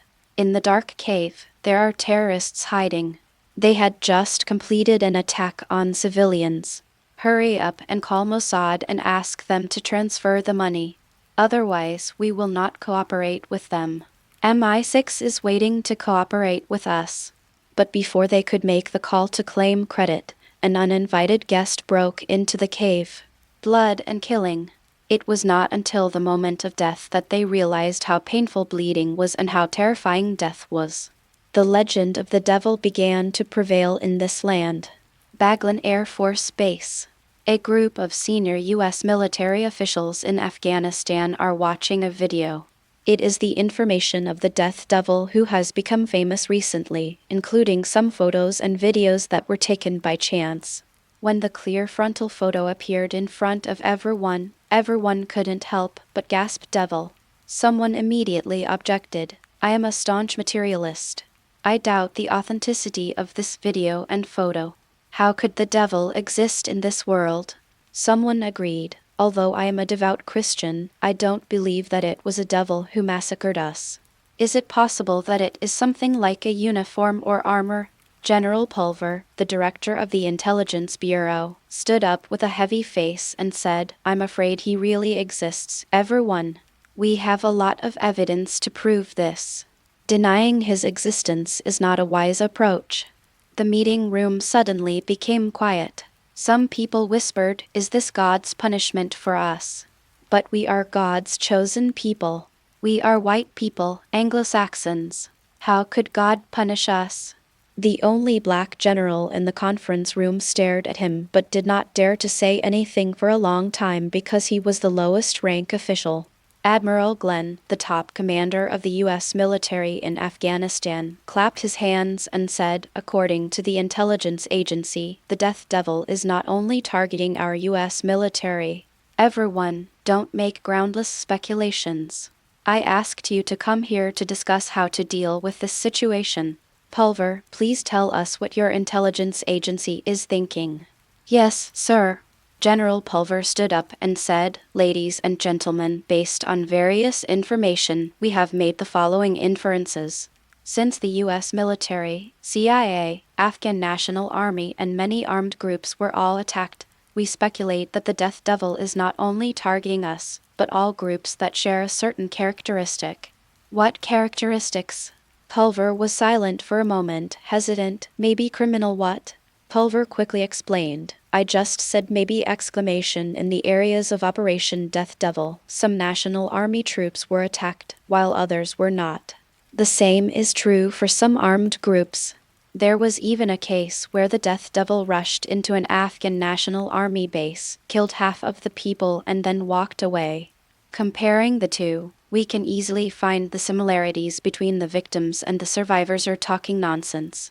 I've never heard of any U.S. soldier being let off. Does that mean all U.S. soldiers are guilty? This is simply impossible. Cooks, clerks, technicians, some of whom have never even left the base, are they also guilty? The conference room fell silent until someone sighed. But, after all, they are soldiers on the land of another country. Everyone was speechless. So we are all guilty? This is not the devil's job. It should be God who should take care of it. Kill him. Find a way to kill him. The sanctity of the American army and the white people cannot be violated. Kill them ruthlessly. Planes, artillery, tanks, we are the most powerful army in the world. Admiral Glenn knocked on the table and said, "Everyone, I called you here to discuss this matter. Killing him is undoubtedly our only option. The question is how to kill him." Pulver quickly took over the conversation. Based on the current intelligence, we speculate that this Death Devil may not be as strong as we thought. As for the U.S. military, he has never attacked medium or large bases with more than 100 people. Generally, checkpoints, guard posts, and temporary bases with a dozen or dozens of people are targeted. He may have some incredible reconnaissance skills that can detect many of our impromptu actions and intercept them. Therefore, I think in order to reduce casualties, we need to gather the scattered personnel as soon as possible. They can be temporarily stationed at Baghlan Base or other large bases. For the Death Devil, we can form a special hunting team based on its habits. He was listening to the live broadcast while this group of senior generals were discussing how to deal with Cohen. These generals probably never thought that the method used by the Death Devil to obtain the U.S. military's actions was tapping. They have been rampant in Afghanistan for many years with almost no defeats, and have already become arrogant to a certain extent. Being eavesdropped on was not even within their consideration. Not only the U.S. military, but also various armed groups in Afghanistan are afraid of the Death Devil. During the massacre over the past few days, Cohen accidentally discovered a terrorist group affiliated with the Ten Rings gang. He is the Bald Raza's subordinate who kidnapped Tony Stark. What does it mean to get something without any effort? This is what it means to get something without any effort. Cohen killed most of them, and the remaining few were so scared that they ran all the way to find their boss.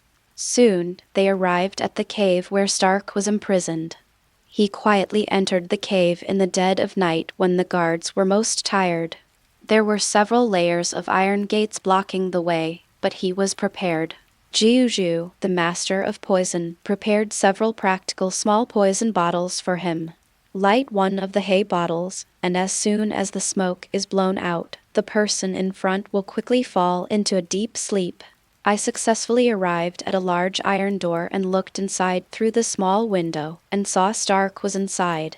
The guy was sleeping soundly and snoring softly. A smile appeared on Cohen's face. The plan to kill the fat chicken depends on you! With a quick glance, I saw several electric wires coming out from behind the iron gate and extending into the distance. After a quick analysis, we found the monitor and added a small device, which would cause the monitoring room to freeze and stay at a certain frame. It happened to be late at night, and both Stark and Ethan were sleeping, so it was normal for them to not move for a long time. Cohen also used the hay bottle on Stark and the other man, and after their sleep deepened, he sneaked into the cave. He pulled out another vial and waved it under Stark's nose. This is a hallucinogen that, when used with a bottle of hay, can cause the target to unconsciously reveal certain secrets in their sleep. Stark, did you leave a backdoor for the Jericho missile? The Jericho missile is the scattershot bomb that Stark demonstrated to the military. There were 3 demonstration samples, 1 was used, and 2 were left. They are currently sealed in a U.S. military arsenal very close to the demonstration site. Killing a fat chicken, that's exciting! But there is no doubt that the firing procedure of this weapon is very complicated and requires multiple commands to be confirmed unless end of this chapter. Alright legends, that's it for today. Like, subscribe, and I'll meet you in the next audiobook.